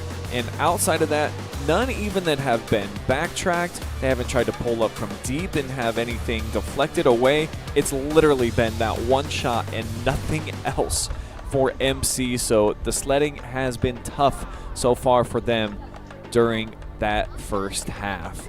Didn't stop the fans from coming out here and supporting here from Mansfield. And we do have time. I'm going to dive into the last interview that I still have on deck for you guys. Spoke to Max Hoovler at school on Thursday about the tournament run so far. Here's what Max had to say. Hi, I got senior middle backer Max Hoovler with me, coming off of a really exciting win last night. So obviously both of us, not a whole lot of sleep. What can you say about the excitement, the trip back, and just overall just the mood of the team last night after the kind of a stunning victory? Yeah, it was crazy. We all, after the game, went back with the team as a whole pretty much in our coach's van. And it's like a 15-person van, so we were all just blaring music, having a good time. Trying not to go to sleep so we could enjoy the moment, but it was just a blast. This entire tournament run, number 4 seed in the district, a little bit improbable for you guys to get through, and especially in the fashion that you did, pretty dominant. Then you get to Van Buren, a team that knocked you guys out last year, number 5 team in the state, and they kind of thoroughly dominated the time of possession in the game. So as far as execution of the game plan and coming out on top, what worked for Mansfield Christian where you were able to get outshot 34-5 and you still come out with the win? Well, I mean, our game plan coming in was to try and score in quick and then go more defensive-minded, but obviously we let one through quick, and then we came back with a goal pretty quick, like a minute after, really, and we just, kept fighting from there. We knew that it was going to be a defensive game because, I mean, their midfield's pretty jam-packed with good players, and, we just knew it was going to be a tough one on defense, but we made it work. The fans talked about the fact a little bit of a stressful environment last night. As a player, when there's that much pressure being put on you, and especially as the middle defender, give us some perspective from your vantage point and what it was like kind of constantly being on your heels defending. You guys were winning a lot of those matchups, but just the the constant pressure and waves that were coming at you. How did you handle it? Yeah, you just got to trust your teammates around you. Like Everett, he's my number one guy. He's always got my back. Whenever the ball goes over my head, I know he's going to be always behind me. And same thing, if the ball goes over his head, he knows that I'm going to be behind him. And you just got to trust the whole back line as a whole. Adam, Christian, love those guys. I mean, we're just a unit as one. And really, like, the stress wasn't really getting to me because, like, we weren't supposed to be here at the start of the season, and we're playing on house money now. So it's just, like, fun for the rest of the season. Like, we've already made our goals, and it's just whatever we can do to finish out the season now. So what do you think clicked for you in playoffs? The end of the season, not what you wanted, 4 straight losses heading into the postseason. How do you flip the switch, figure it out, and become a team of destiny, if you will, where you're playing with a lot of confidence out there and now Elite Eight? Yeah, I'm not going to lie. I don't know. It's just everybody flipped the switch. We all wanted to win. Like, we've been playing teams that, like, Bluffton, we beat for district championship sophomore year. And Riverdale, we've been playing forever. Van Buren knocked us out last year in the district semifinals. So it's just been a massive revenge tour. And, like, next we play Ottoville, who knocked us out my sophomore year in regional semifinals. So it's just like a full circle moment where we just get to try and beat these teams that have, like, knocked us out in previous years. So if you can kind of rate the excitement all around the school of what's been going on with you guys, and I know maybe you haven't seen a ton of the students yet today, what's your anticipation for what lunch is going to be like and just the entire student body as a whole? Oh, a straight 10 out of 10. I think everybody's super excited that we've gotten this far, and I know I am. I know the entire team is. Like, we're just proud of ourselves, and yeah. Well, congratulations. Awesome win last night, and looking forward to hopefully at least a couple more. Yeah, thank you. So thank you, Max. And as he talks about just that everyone's super excited around the student body, and this is big time to be able to make this type of run when it's unexpected. We saw tournament teams from the past for Mansfield Christian during this unbelievable run that they've been on with the 11 regional appearances. That's a lot of trophies for the case with your district championships coming since just 2006, double figures, big time for them. But when it's an unlikely one for like this, sometimes it feels like it's a bit more special than when you come in and you've got one of the gaudy records and everybody's got the anticipation that, yep, this is the team, they've got the talent, they've got some of the best players in program history. That's what it's been so far for Ottoville. So not that they aren't having any type of a special feeling and they got those vibes going on at their school. I certainly probably anticipate that they do, but very cool what's happening right now for the kids at Mansfield Christian, and very much in this match right now as it is still 0-0 in the second half, just about set to begin. Brian Skowronski here with you guys on the call from gorgeous Tiffin, Ohio today. Great temperatures. I mean, this is perfect tournament soccer weather. You could not have asked for anything better in terms of what Mother Nature has been able to provide for us here this afternoon. Who will break through and get onto the scoreboard first? About to find out right now. Mansfield Christian, we'll see if they've made any changes out of the halftime break. They at least got some numbers moving forward, and they did kind of own the first 5 minutes of the first half in terms of getting some things going towards net, as McFadden has this headed right back towards him and kind of took a fortuitous hop, even though it goes out of bounds here. Alex Lease.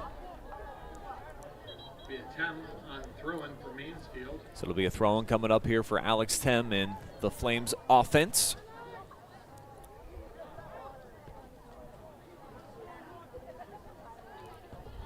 Nice job by Neal to gain possession. Now Mayer spacing. Needs to probably spread out a little bit here for MC as they try to open something up. Big Green got it packed in over on this right side. As Mayer now sends it out. Here's Louse. And Mayer's been really content when they've had it on offense. He's been the one more often than not to try to just send it back to the defense, try to open things up. get the defense moving around a little bit, but against this team, I don't love the method. When you're up there so far, you've had no chances so far. That's one of the best looking offensive opportunities that Mansfield Christian's had thus far. I'm trying to make a play like this. Let's try to shoot it out to the wing and try to just create some chaos on that back line.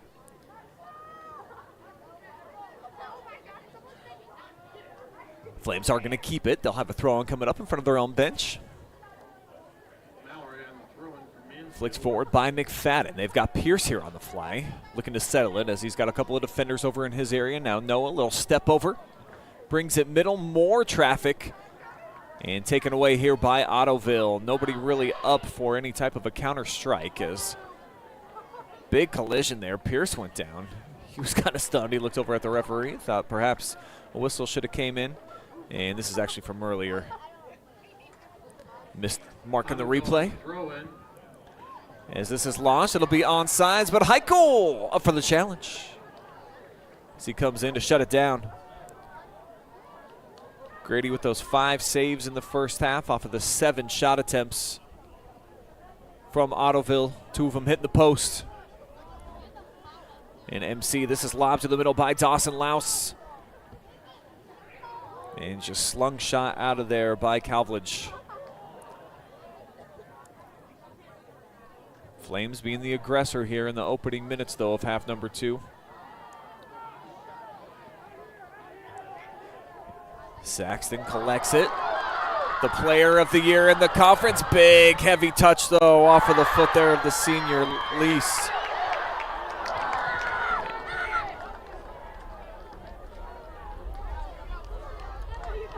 So let's see exactly what just happened here. Lease with the heavy foot, and then he punched it out. So I think they're saying Grady had possession and that you then can't come obstruct when it's already in the goalie's hands. But we've got the benefit of the slow motion in the replay. Bit of a tough call here against Ottoville. Taken by number 9. As it did kind of leak off the chest there of Heichel. But now Ottoville, they've got Mansfield Christian back playing defense, where they spent the vast majority of the opening half. And a big applause coming in. I think the ball boy made an exceptional catch. And so these Ottoville fans, I tell you what, they really have been great. They're right in front of us here in the home press box. Been making a ton of noise, and they'd love to make one here for a goal. Saxton was hoping that would settle in.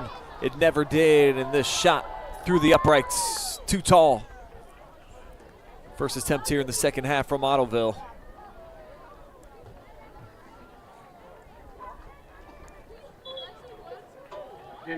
Checking in for Mansfield, number 15. Flames going to make a change out there. Result of the play will be Everett Martin checking in, normally a starter. Not sure why he checked in late here. Josh Hillman, the sophomore, had the second half start for Coach McFadden. Will be a Mansfield goal kick. And right now, bad sign here if you're an MC fan. Weston Neal is being helped over to the sideline. The referees are with him. He really looks hobbled. Walking very gingerly, grabbing his face. So hopefully, and you know, not good for the moneymaker, and it might be tough for him here for a few days with the ladies, but it does look like maybe just a bloody nose. So he had to check out because of the blood, and Weston should be fine. It's when you're walking gingerly and it's the lower leg injuries that are like, oh boy, because those can really, you know, throw off your balance, have you questioning everything. Just the mentality can change. Bloody nose, no big deal.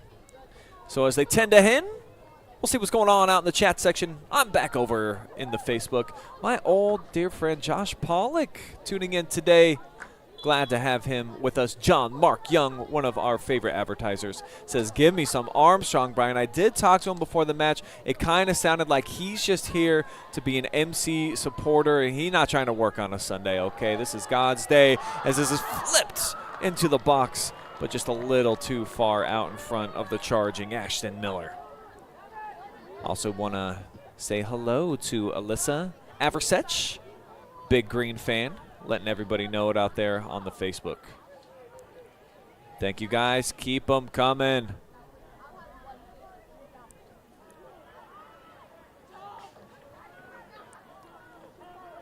Out of bounds, throw in for the big Green.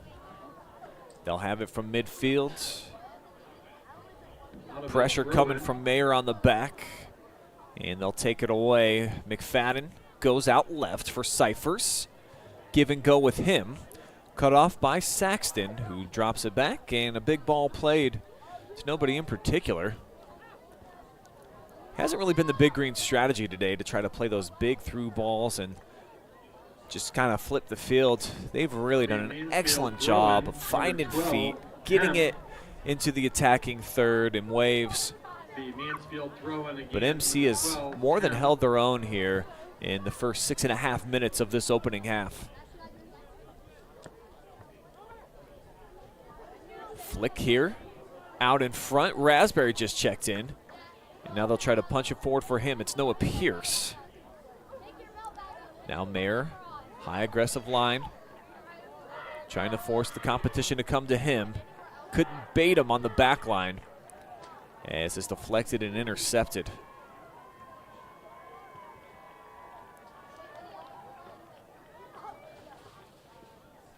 Out wide here for Mallory. It's got Mayer in the middle. Back to him. Good looking couple of touches now with Cyphers. So the Flames already, just in terms of execution, finding feet, they have done a much better job in these first 7 minutes than the entire first half alone as that shot deflected. But Pierce found a little bit of a window, just didn't have the angle. Another look on the Seitz Solutions replay. Love this move right here. Gets by a defender, and hey, almost a hand. Boy, I might have to back that up. I'm going to run it again if we get another dead ball. Kind of looked like a handball as that almost threaded through there for Dawson Louse. So here, I'm gonna slim this down for you guys. I'm gonna go really slow. This might be a huge break. Wow, is that a handball if I've ever seen one. He stuck his arm out too. So should have been a penalty kick for Mansfield Christian. Huge break here for the Big Green. Been able to flip the script, got the ball back down into their offensive side of things. They'll push it out wide. Here's Miller, was our player spotlight today. He'll flip it middle. Took kind of a weird hop as he was looking for Lease. And now charging through a couple defenders goes Caleb Mansfield. And batted off that time the back of Louse. Looked like Pierce was trying to clear it up top for Raspberry. Now a little bit of a hole. Saxton sends it through. Save number 6 on the afternoon for this young man right there. Big game Heichel again coming through. First shot on net in this second half for Ottoville. And they've got a bunch of bodies moving forward right now. 7 up in the attacking area. No clearance made by Tem. Got low again. Was able to shield him off. Looking for Raspberry up top. Going shoulder to shoulder. Nice battle here with Calvage. It lands out here for Lease. Looking for the lofts, and it's not a very good opportunity right there. He had 4 players looking to make their break, but the cross is behind frame. So we're about 10 minutes off the clock here in half number 2. Checking in for Mansfield will be number so far 6, for William Mansfield Cruzy. Christian. One shot, though, is deflected, and a handball that was missed by the referees. And I don't know how they missed that. Yeah, in real time, it certainly kind of felt like it. And then when we spin it back, the defender puts his hand out and knocks it down. That's, wow. Could have been a big, momentous changing type of play here for each side. As the referee indicates that a little bit too much there on that tackle opportunity. It'd be the first foul against Mansfield Christian in the second half. So the senior Calvage comes up. He'll get a chance to try to place this one in the box. 6 big green offensive players all around. None of them get an opportunity at it. Comes just a little bit wide of frame. That was Miller, the closest in your picture. As we'll get more substitutions and more comments coming in. Number 22. I want to say what's up to Cassidy. He says it's Los, not Laos, so we'll get that right. Tell him to spell it normal. What is this loose stuff? She threw that OH in there, and how about the OH yesterday? Big win in Happy Valley. Got a lot of folks feeling like could be an awesome weekend for sports in Ohio. With the Cavs winning last night, they're undefeated. How about 7-0 for the Cleveland Cavaliers? A lot of chatter preseason about we're running it back with the exact same team that got put out in the second round. How's it going to look? Well, a whole lot better thus far. And I'm really trying to do my best not to keep an eye on the Browns. I saw they were trailing 7-0 at the end of the first. Man, maybe just give me another score update. Let me know how that thing's going out there in Facebook or YouTube. Focus, though, right now on the regional championship soccer match that's at hand here in Tiffin. As here's Pierce on the fly. Tretman with him stride for stride. And they'll force it out of bounds. Far wing throwing on the way here for MC. They dip it in for Mayer. And, oh, great offsides call here as Dawson Los too far beyond. The AR had him up all the way. And, I mean, clearly about a 4-yard head start. That's what it looks like when I do sprinting competitions with my 9-year-old son in the backyard. Leave him back about 5 yards. Never able to catch up. He's a little big-backed, but that's okay. We need a little bit of meat. He's sitting right next to me, just giving me the dirtiest look. Matthew Horseman. Horseman checking back in. Oh, excuse me, Mr. McQuaid correcting me. I did have it backwards. Mansfield Christian, runners up in 13, and then they came back and they won it all in 2014. So I had my facts twisted there, and then they did get to the regional semis again in 15. They had a stretch, I think, wasn't it 7 straight years into the regionals for Mansfield Christian? They had, boy, what a run of play. So many great athletes. Had a couple of Mounts, Jared Mount, Brandon Mount. Those kids were awesome. McPeak, one of the greatest careers for any Mansfield Christian soccer player. Excellent goalkeeping. Just a lot to be excited about during that stretch in the 2000s, 2010s, I should say. Misstruck right here. And again, that's the second time we've seen that here over the last couple of minutes. We're down on this near side. The latest Jaden Saxon, just looking for the cross, and it's a miss-hit. So take a little gasp of air if you're Mansfield Christian, who backpedaling here over about the last 10, stuck on the defensive.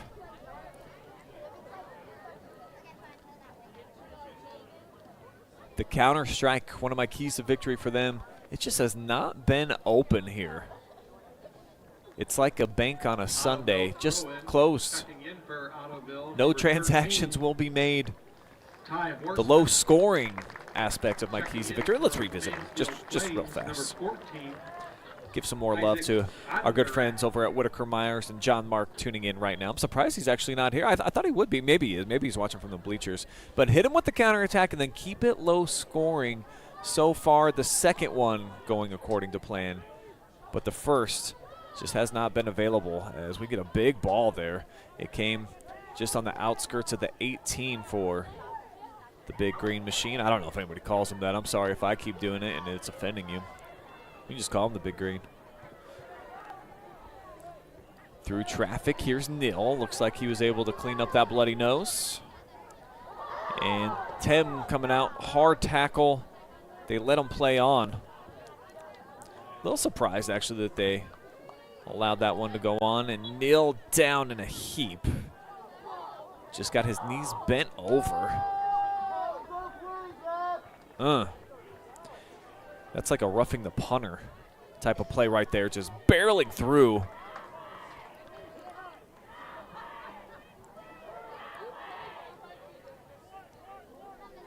First foul here the second half against Ottoville, and it sets up Mansfield Christian and Hoovler. He's able to find Neal. He turns. He's got a little bit of a window. Tripped up and just continues to battle through. Lays it off. Couple of touches into traffic here for own Derek. And blasts it out. So kind of a lost opportunity there for Mansfield Christian. You really love to try to come away with a shot attempt. Had such few selections, just 2 so far today.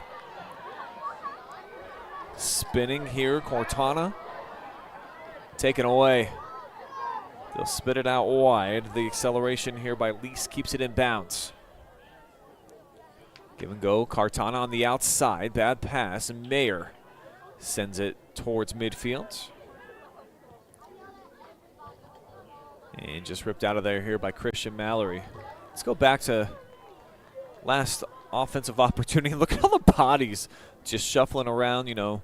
It's like that Drowning Pool song, let the bodies hit the floor. Boy, were they for Mansfield Christian up near the attacking third.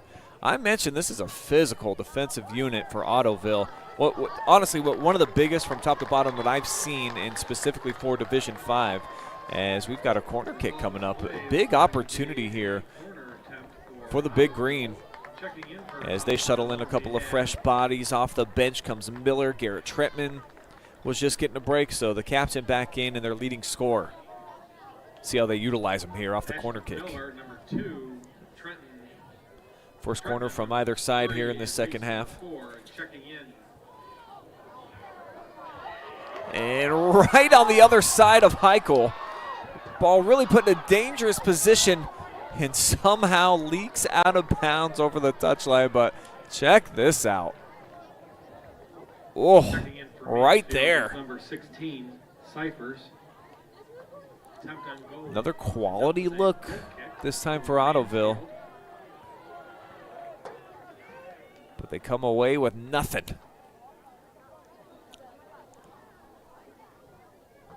Mansfield Christian moving around, looking to give some targets out near the midfield. And they're able to find one. Punch forward here by Noah Pierce off the foot race. Isaac just a little bit behind. And they'll splash it out deep. Nice clearance here by the Big Green, and they've done a nice job of winning the ball when they've done that. Here comes Tretman out wide. They've got a target. Here comes Lease. Mistouched. Now he tries to come back middle, and they lost it. So here's Weston Hill, a 1-on-5, and he don't care. He's going to go right at him. Actually lost a boot. So Weston Hill, one-shoot Neal out there, and he's still making his run. As this is lob near Pierce. He'll keep it in. How about Weston? He's got one shoe in his right hand and one shoe on his left foot. And what's the call? Offsides? I have no idea how that's the case. Let's go back to that last opportunity, and just overrunning it is the senior Alex Lease. Great opportunity for the Big Green that they come away with nothing.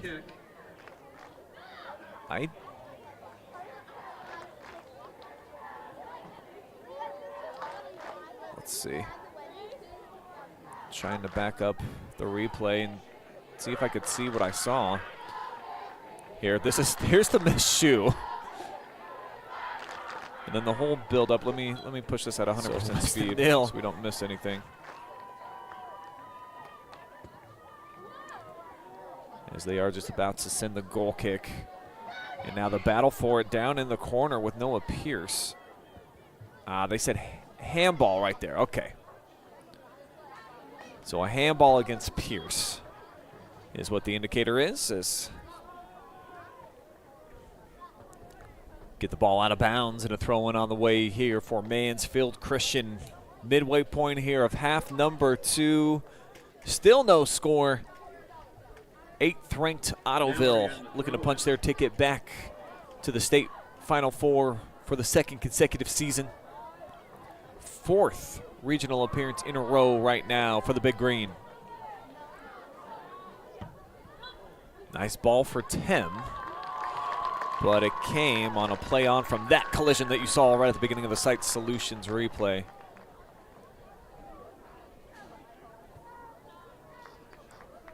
Third foul of the second half against Mansfield Christian. Just one so far against the Big Green. And the crowd up on their feet here for Ottoville. Kalvlich into the box, the header, and off of the post again, punched out of there, still up for grabs, and then it's walloped away for a nice clearance for MC.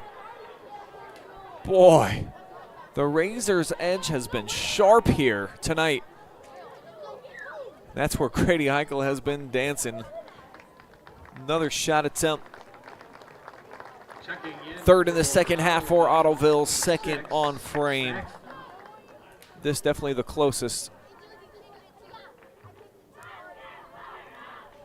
Well done by Heichel to punch it down, though, and just try to end the threat, get it away from the box. And if we had a heart rate monitor on Grady Heichel, I got to imagine that that baby is just going up and down. But he's a pretty calm, cool, and collected character. We seen him in the penalty shootout a couple of nights ago. In between shots, he's like balancing the ball on his head. I think he's making jokes with himself. He had a big smile. It was hard not to really keep an eye on him out of the corner. As that nearly shot through there, Weston Neal had a half step and was onside. But as the green machine has done the entire day, right position, right time, making their steps when they need to, and just keeping Mansfield Christian kind of off kilter. Haven't had a lot of great touches when they've been near the 18. Saxon, one of the best weapons I've seen with the throw-in so far during this tournament run. Nobody really made a break, though, but it's back to him. He'll send this out wide and too wide as it goes beyond Horseman. And the freshman saddled up. Can't get there in time. Goal kick coming up.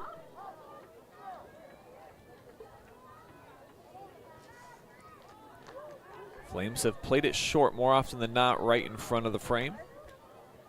Misty Kelly says, "Let's go Flames," right now in our comments section. I want to say what's up to Misty, tuning in on a Sunday afternoon. A gorgeous one here in the Buckeye State, fresh off of a Buckeye victory. Great win for them. Which one of these two teams will secure a great win here this afternoon? If you based it on who's got the better possession, more shots, it would be Ottoville, as again, they're able to sneak this one in. Back post! Up for grabs and headed in! So Ottoville finally breaks the scoreless tie as it's headed in here by Ashton Miller.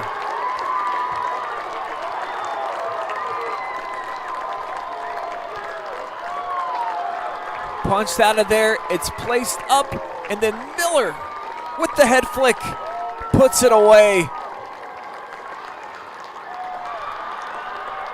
Miller, the leading goal scorer for the Big Green, and he puts this one in.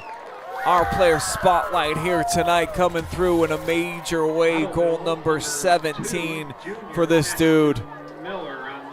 Right place, right time, and he's able to knock it in for a ginormous goal to give them the lead at 1-0. So at the 16:50 mark, the Big Green breakthrough. Miller off of the spill out.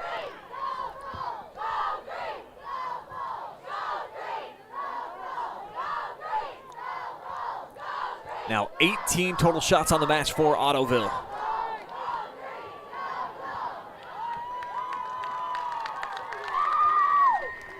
Big cheers you can hear coming in from the student section right now as they are filling themselves here in Tiffin. See if this is a team that likes to score in bunches. They did have a 3-pack against Open Door Christian Academy in the regional semifinal the other night. Miller scored in that game. He's now got one in each of the regionals. as this makes its way back to Lease. Lease taking his time and sends it through. This will make its way to Miller again here, left side. Looking to go one-on-one.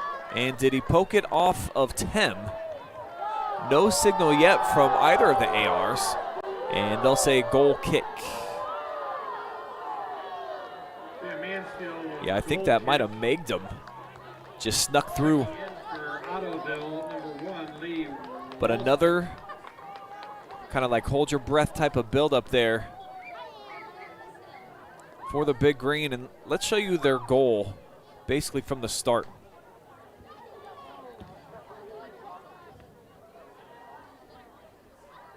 Mansfield Christian was working it around, might have went back too far.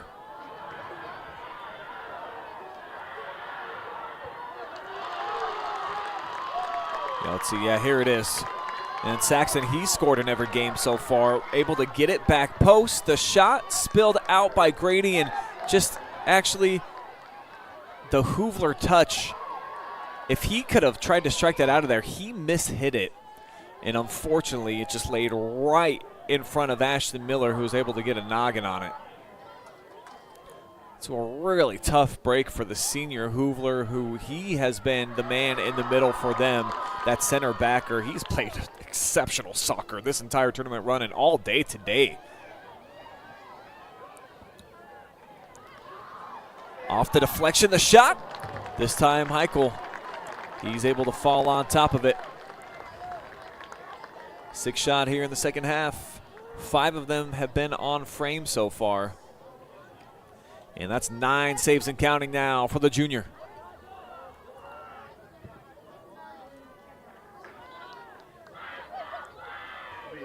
Substitutions here for the Big Green. Miller checked out just for a moment. They'll also get Nick Brandeberry back in. So a pair of juniors back out onto the pitch. Brandeberry. William Cruz also going to get some action here for Mansfield Christian. He's fading down the line.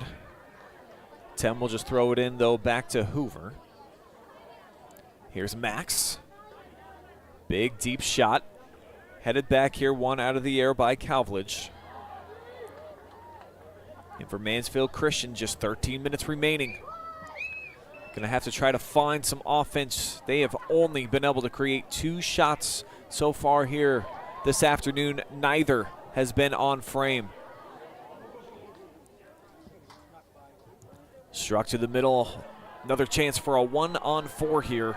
And Weston Neal, he is never shy about trying to just go at defenders. Great sliding tackle by Trittman, took it away. But here's something going. Pierce punches it, tries to go through a couple of defenders. And it's cleared out of there down the line for the Big Green. MC offsides.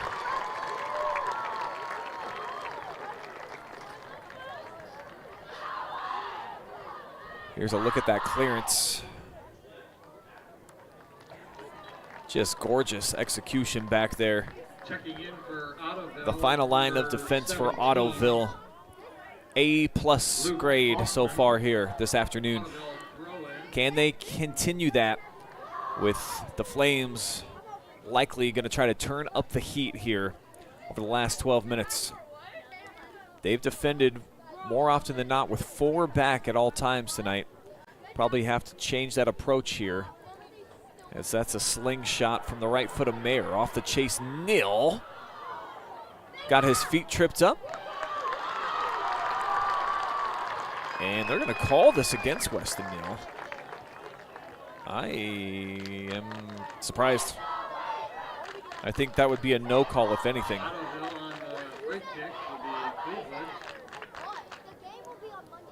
Fourth foul the second half against MC.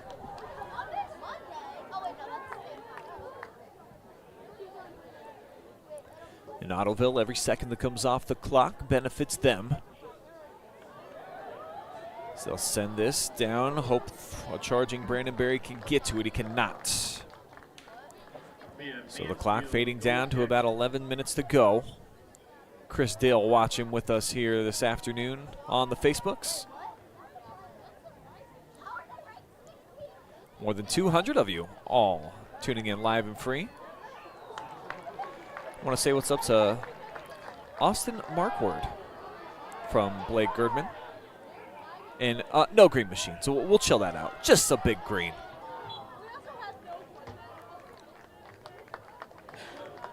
Out of bounds, over to them.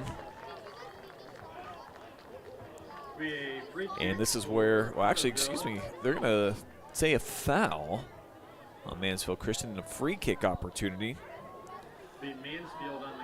They sent Calvledge up, and now the coaching staff says, now we probably get you back defending. Somehow this finds its way into the hands of Grady Heichel. Boy, was that close. There was a couple of kids coming in looking for a header as Pierce. What an unbelievable setup here as he gets it out in front. Chance now for the counter strike to be set up. The touch from McFadden, back post. Had Martin coming into the picture as well as Cyphers, and just cleaned up. Spun out of there by Saxton.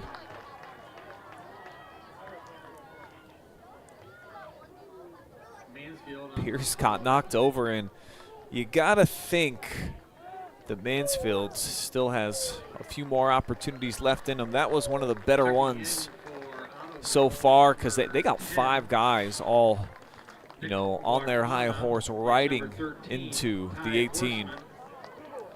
That's been a rarity so far. It's typically been Weston Neal, and then we get maybe Pierce or one other player coming into the picture when they've been able to flip the field on that counter strike.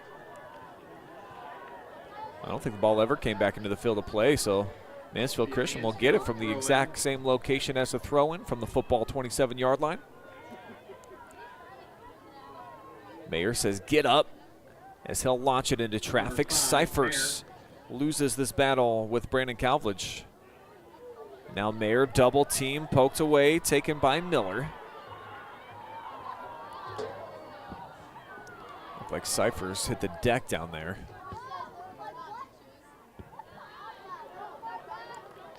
As they'll just chase this one out here on the near sideline. Throw in for Tem coming.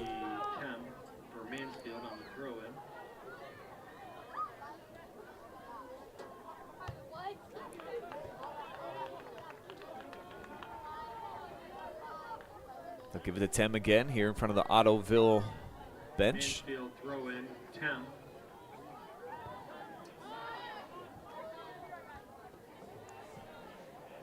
Turning into some problems there was Everett Martin.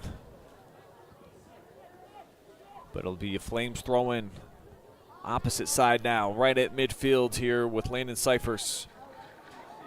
Missed target off the throw in, a chance for the Big Green. They've got a 3-on-4. Deflection caused there by Mallory. And it gets the ball back at least for a moment as this shoots through the middle. And Heichel, I think, kind of lost where he was at on the field, but it didn't matter. I think we had an offside call anyways. Yeah, the AR had the flag up there at the 25.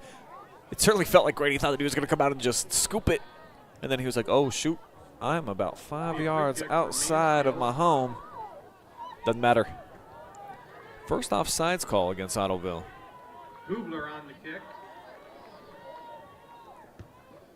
At least in this second half.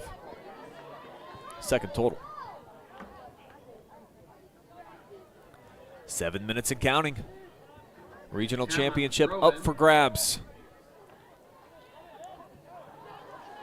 Waiting on the other side in the state Final Four, Cincinnati Summit Country Day has already punched their ticket. A 3-1 victor today over Cincinnati Seven Hills. What a powerhouse that team's been forever in small school boys soccer. That's been a tough challenge over and over for any opponent. Coach Markward asking for the referee to come over and answer a question for him. So we're going to stop the clock as he's been given the explanation.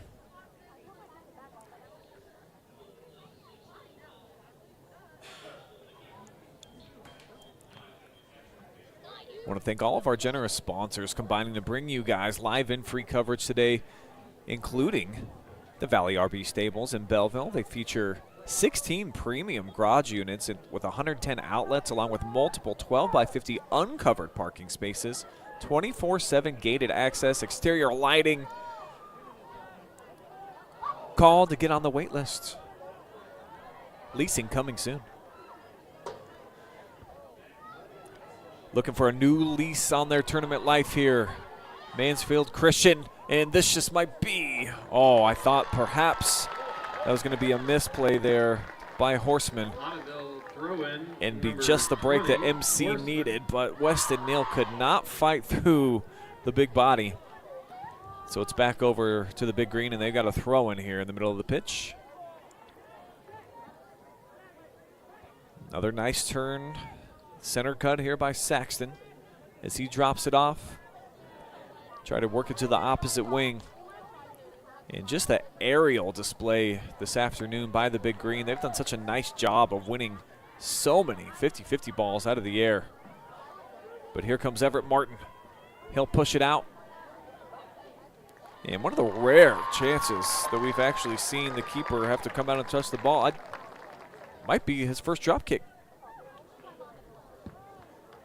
Actually, I'm quite confident of that.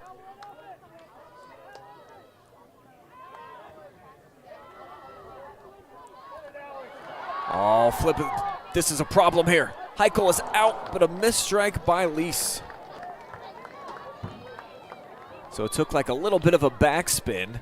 Tried to lay it down to Alex Lease, and a little bit of pressure came in at the last moment there from Tem, and then also some help from Hoovler. And it forced the missed strike. Good news is, though, if you're a fan of the big green, they've got the throw-in.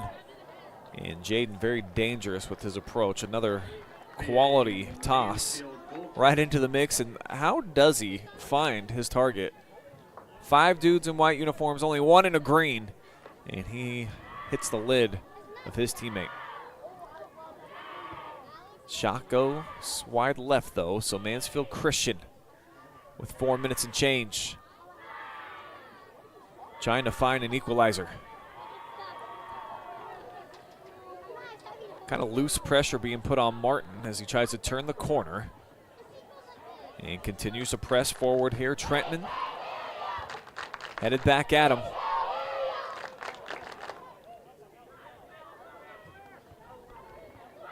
Saxon down the near side finds Lease. And now up high here comes Hoovler. They will send an extra body out front. Here is on sides Landon Cyphers. If he can get across, he's got a bunch of dudes right at the top of the 18. Back for Mayer, great decision. Here's Alex, back post, too much sauce. This was kind of that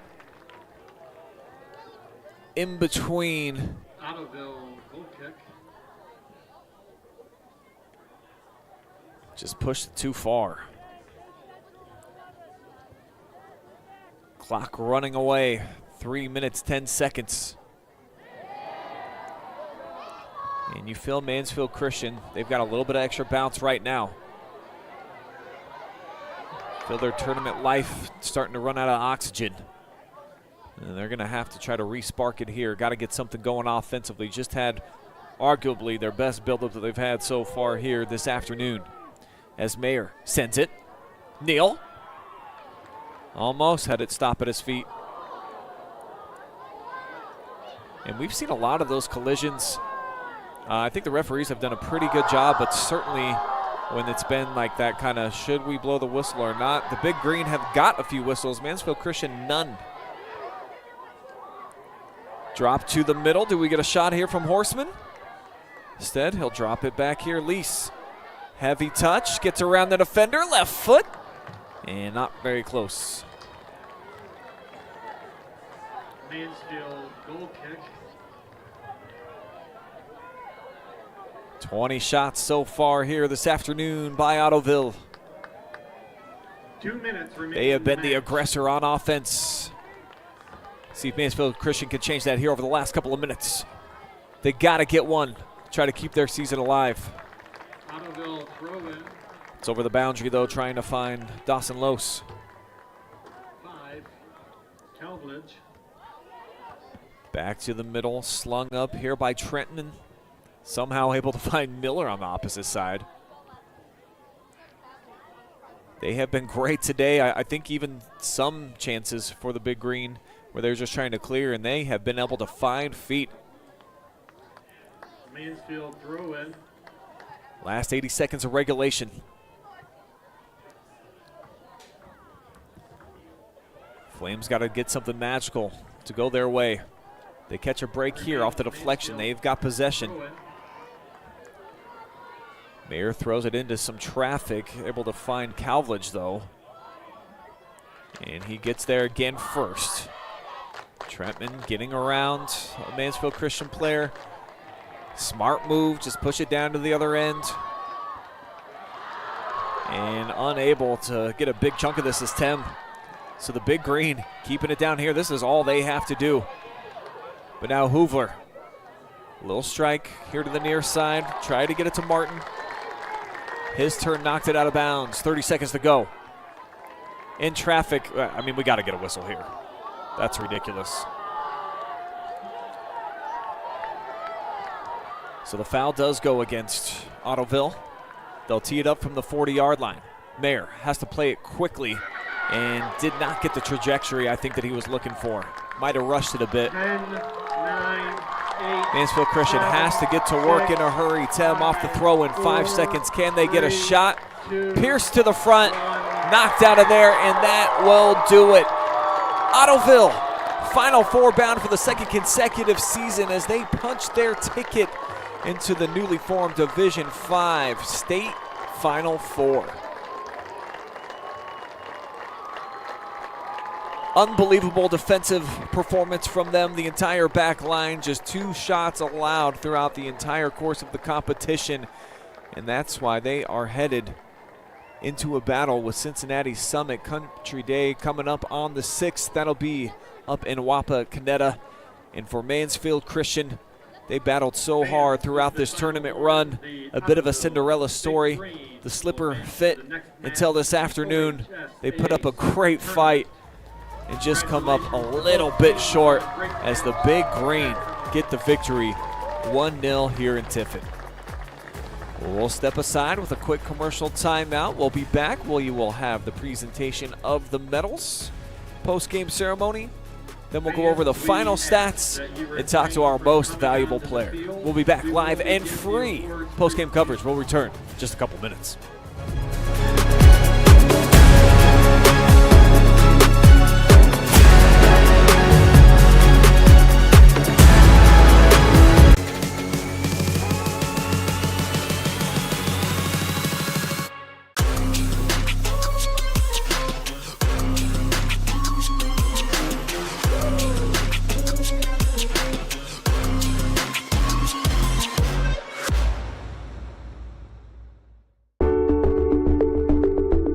Avita Home Health and Hospice, our caring professionals are ready to serve you with personally tailored services designed to meet the unique needs of each individual. When we take on a patient at Avita Home Health and Hospice, they really do feel like family. So when we take care of our family, we want to take care of the whole person. So we take care of them from our nurses, our aides, our physical, occupational, and speech therapists, but we also have people that tend to their hearts. So we have social workers, we have chaplains, and people that can help with the emotional side of their care. At Avita Home Health and Hospice, we have a dedicated team that takes care of you. Caring for the whole person is our promise to you. From social and emotional well-being to the way the patient relates to their loved ones, we treat your family like our family. Serving patients and their families wherever they call home, including assisted living facilities and nursing homes. Call 1-800-4NURSES to see if Avita can help administer your plan of custom care.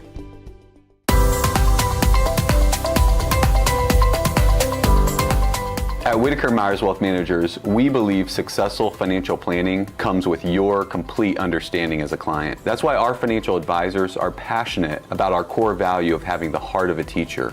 When you have complete and total understanding of your financial picture and your financial future, you have more confidence as a client.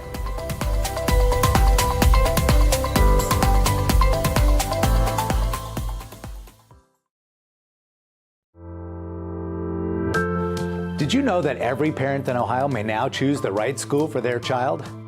Hi, I'm Dr. Cy Smith, Superintendent at Mansfield Christian School. Thanks to new legislation, all of Ohio's children are now eligible for a school voucher. No matter where you live, everyone qualifies, and 80% of Ohioans qualify for the full voucher amount. We are so excited for Christian families who can now align their child's education with their Christian values at a private school like Mansfield Christian. Give them the truth that they desperately want and need. Give them a Christian education. You can find out more information at mcsflames.org or call 419-756-5651.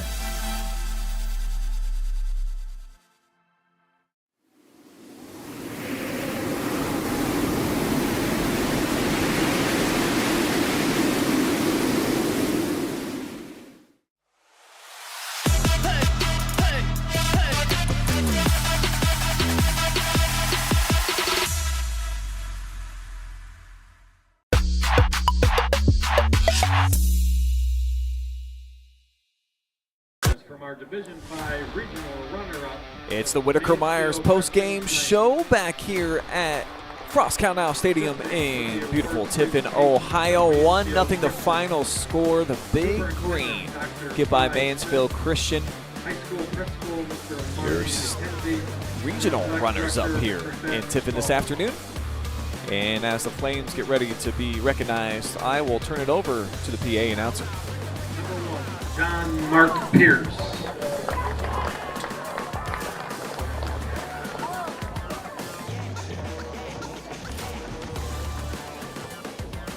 Number 2, Dawson Losey.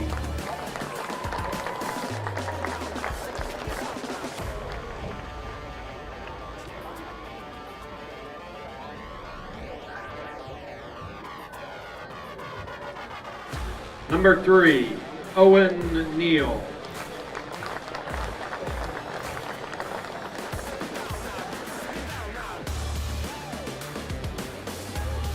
Number 5, Alex Mayer.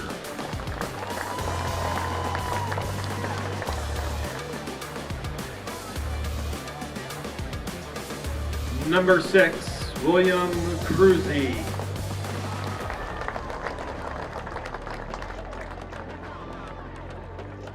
Number 7, Christian Mallory.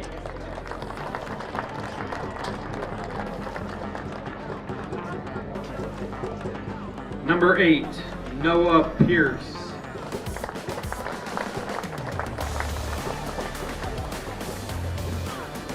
Number 9, Max Kugler.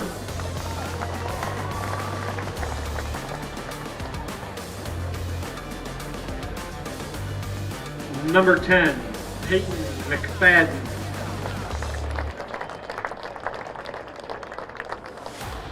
Number 11, Weston Neal.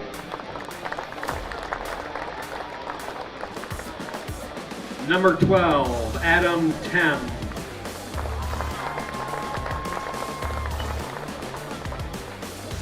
Number 13, Josh Hillman. Number 14, Isaac Andrak.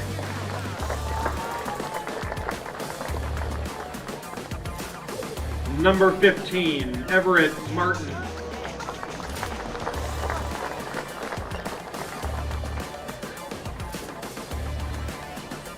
Number 16, Landon Cyphers.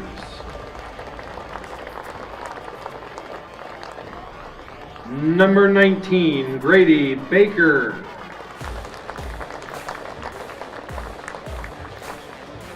Number 22, Riley Raspberry.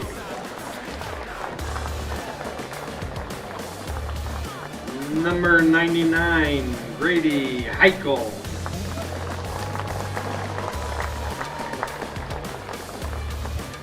Number 26, Aiden Booth.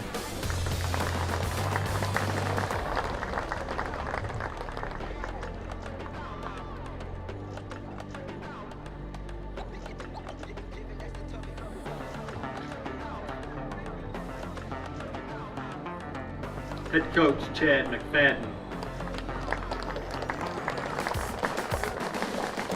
Assistant coach Justin Martin, John Mallory, Todd Heichel.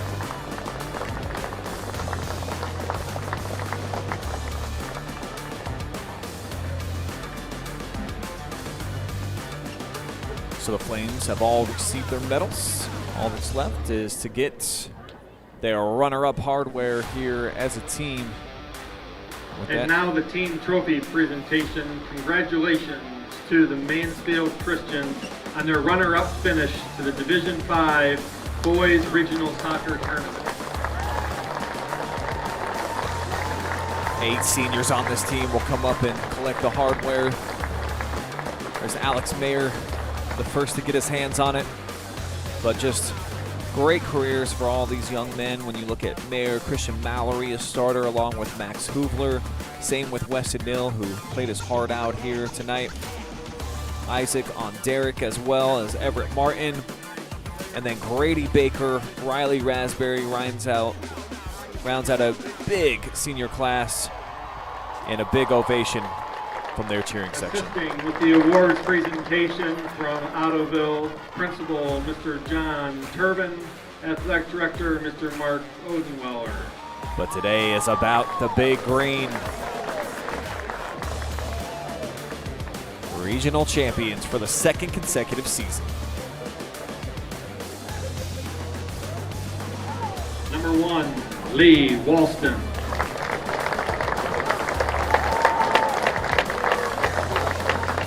Number 2, Ashton Miller.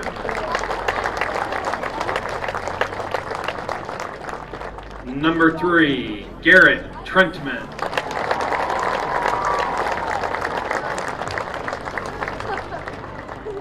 Number 4, Alex Lease.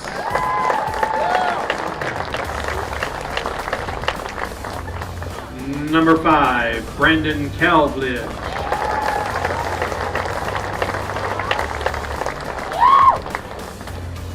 Number 6, Jaden Saxton.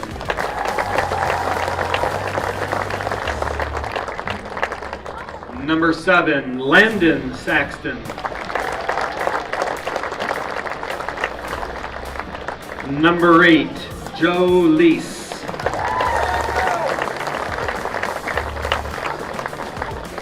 Number 9, Isaac Brinkman.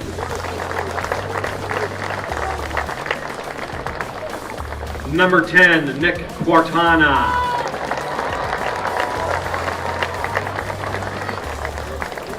Number 11, Jackson Ricker.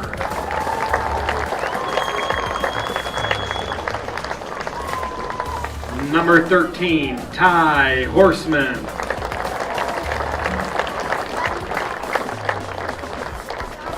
Number 14, Jonah Buss.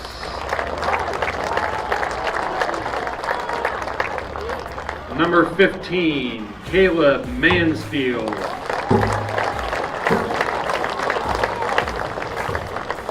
Number 17, Luke Hoffman. Number 18, Matthew Horseman.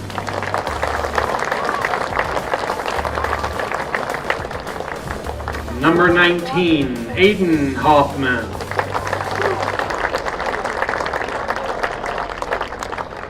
Number 20, Landon Horseman.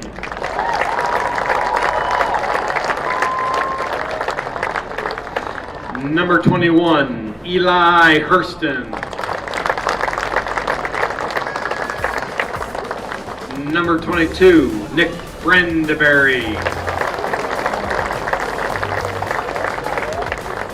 Number 23, Cooper Biney.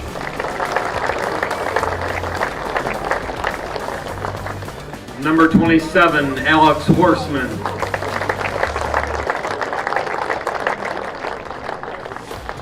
Number 28, Colton Knipp.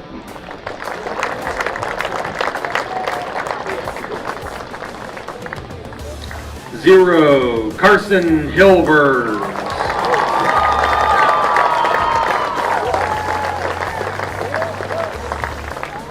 Double lot, Bryce Hurston.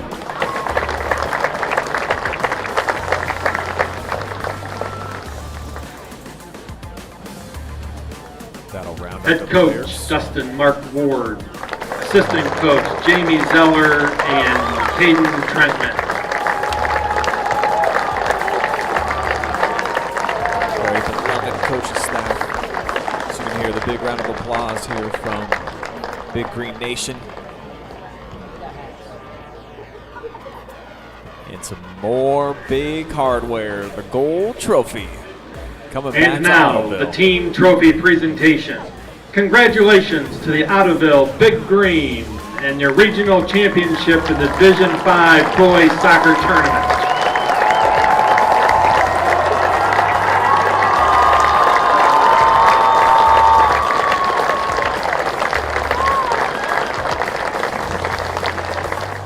So Championship Sunday favors Ottoville here tonight as the Big Green are your regional champions for the second consecutive season. We'll step aside, one more quick commercial timeout. When we come back, we will hear from Mr. Weston Nill of Mansfield Christian, kind of put a bow on their season, what they were able to accomplish, and certainly during this tournament run. And we'll round things out here this afternoon. Final stats, give you some thoughts, and let you know what lies ahead here for Ottoville. Stay with us. Live and free coverage from Tiffin continues in just a couple of minutes.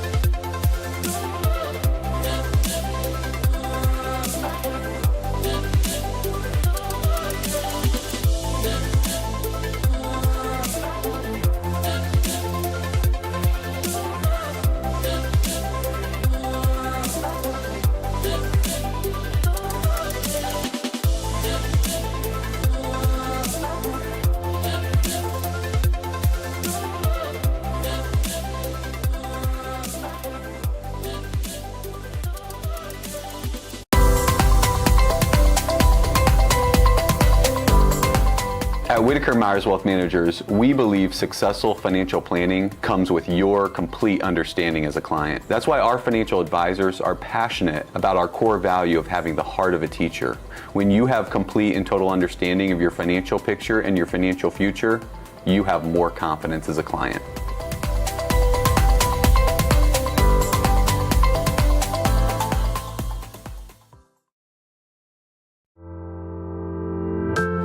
Did you know that every parent in Ohio may now choose the right school for their child?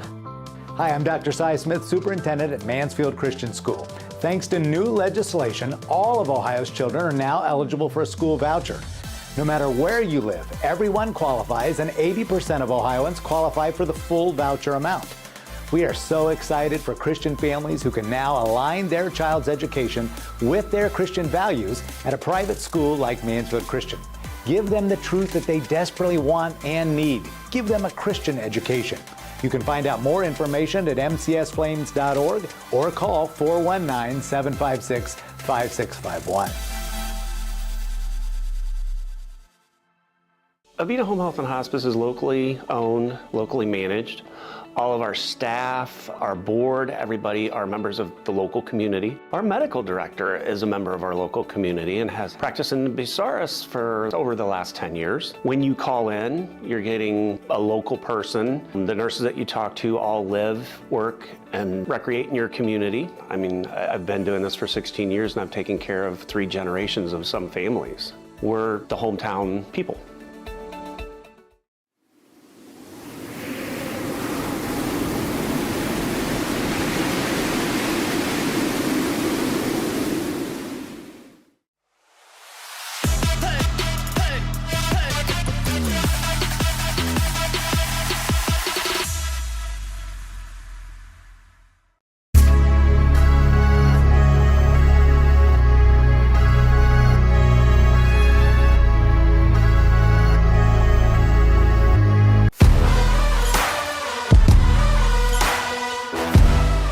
I'm back now with our player of the match presented by Avita Home Health and Hospice. Weston Neal, kind enough to come over here and talk to me after, a disappointing ending, of course.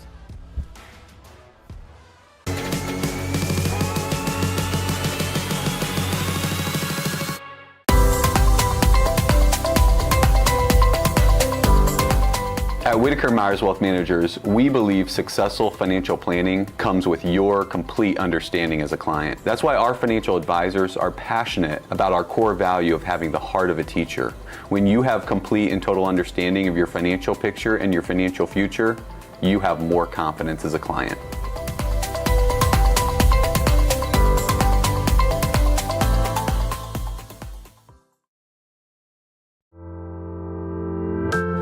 Did you know that every parent in Ohio may now choose the right school for their child?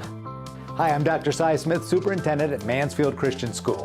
Thanks to new legislation, all of Ohio's children are now eligible for a school voucher. No matter where you live, everyone qualifies, and 80% of Ohioans qualify for the full voucher amount. We are so excited for Christian families who can now align their child's education with their Christian values at a private school like Mansfield Christian. Give them the truth that they desperately want and need. Give them a Christian education. You can find out more information at mcsflames.org or call 419-756-5651. Avita.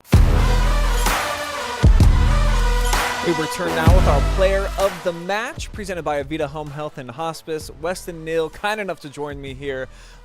Great tournament run for you guys. I know disappointment right now, but a lot that you guys, I think, can take away from this, some awesome memories. Let's talk about today, though, here.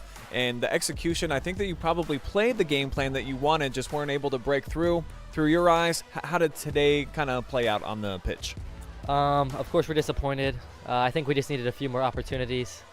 Yeah, it just hurts. I mean, we had good opportunities. Defense played great. We just needed to finish.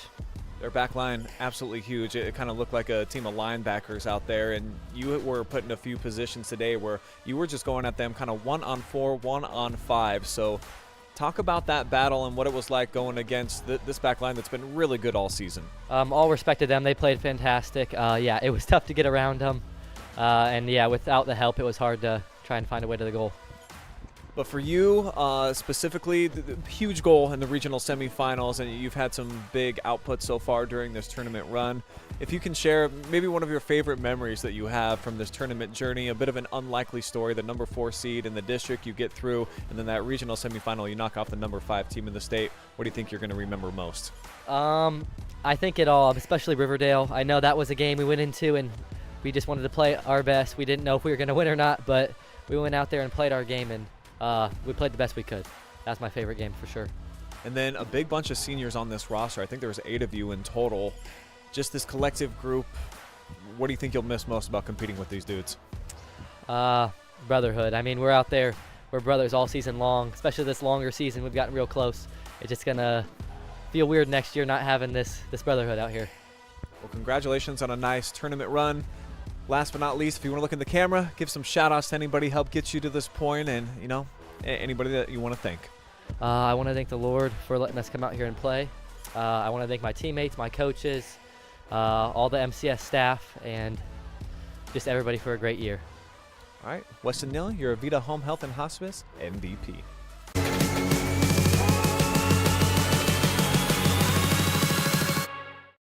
Hi, I got senior middle backer Max Hoovler with me, coming off of a really exciting win last night. So obviously, both of us, not a whole lot of sleep. What can you say about the excitement, the trip back, and just overall, just the mood of the team last night after the kind of a stunning victory? Yeah, it was crazy. We all, after the game, went back with the team as a whole, pretty much, in our coach's van. And it's like a 15-person van, so we were all just blaring music, having a good time. Trying not to go to sleep so we could enjoy the moment, but it was just a blast. This entire tournament run, number 4 seed in the district, a little bit improbable for you guys to get through, and especially in the fashion that you did, pretty dominant. Then you get to Van Buren, a team that knocked you guys out last year, number 5 team in the state, and they kind of thoroughly dominated the time of possession in the game. So as far as execution of the game plan and coming out on top, We interrupt this interview with Mr. Max Hoovler to bring you the rest of our Whitaker Myers post-game show. Final score again here, 1-0. It is Ottoville moving on to the state Final Four. They'll get a shot at one of the top teams in the state, a true powerhouse when they go against Cincinnati Country Day. And for them, they get to the Final Four last year. It was a tough one, right on the doorstep of getting to Mapre Stadium. Lost to Andrews Osborne Academy 1-0 in that Final Four match. Ottawa Hills got them back-to-back years in the regional championship, 2-1 and then 0-1 back in 21. So I think for this big green fan base, and certainly these kids and this senior group, now 71 wins and counting for them, by far the most by any class in school history. You really have to feel good about what they've accomplished and where they can go from here. It's been an awesome ride for them, and looking forward to seeing what they do as they march on here into the Final Four. Could be a tough out for any opponent, and maybe could be their season as the number 8 team in the state. That will wrap up our coverage, though, here today. I do want to thank all of our generous sponsors, combining bringing you the live and free coverage here from Tiffin, who are always great hosts. Love coming up here and covering games at Kalnow Stadium, one of my favorite schools. Queue up some highlights for you guys to end the day with.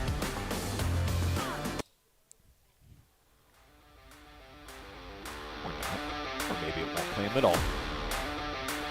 Anyways, yeah, no Stephen Armstrong today. Thought maybe he would come join me, but had some other things to do.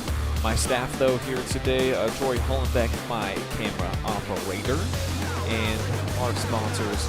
There they go. Here we got some of our highlights coming through. Do want to thank Valley RV Stables for being our scoreboard sponsor. Whitaker Myers Wealth Managers, our pre-game sponsor. Avita Home Health and Hospice sponsoring your MVP. Seitz Solutions, your instant replay sponsor. Mechanics Bank and Mansfield Christian Schools also helping out here today on the broadcast. Plenty of tournament action still coming up next week. We may be done with broadcast for soccer this year on the OH Report, but I'm told we've got 4 volleyball teams that are still playing in state competition. We'll be down in Dayton with that coverage for you. Tomorrow, of course, we've got the podcast. That'll be kind of a tournament edition where we'll talk about this match and everything else that we just covered this last week in what was a very busy regional week for the OH Report for both soccer and volleyball. First round of the playoffs in the books as well. We'll break that down and show you who the Week 12 matchups are coming up on Friday night, where we will have 7 live streams and 2 highlights for you guys. But for Championship Sunday here this afternoon, I'm Brian Skowronski saying so long. Enjoy the rest of your day, and we'll see you again tomorrow night. Take care, everybody.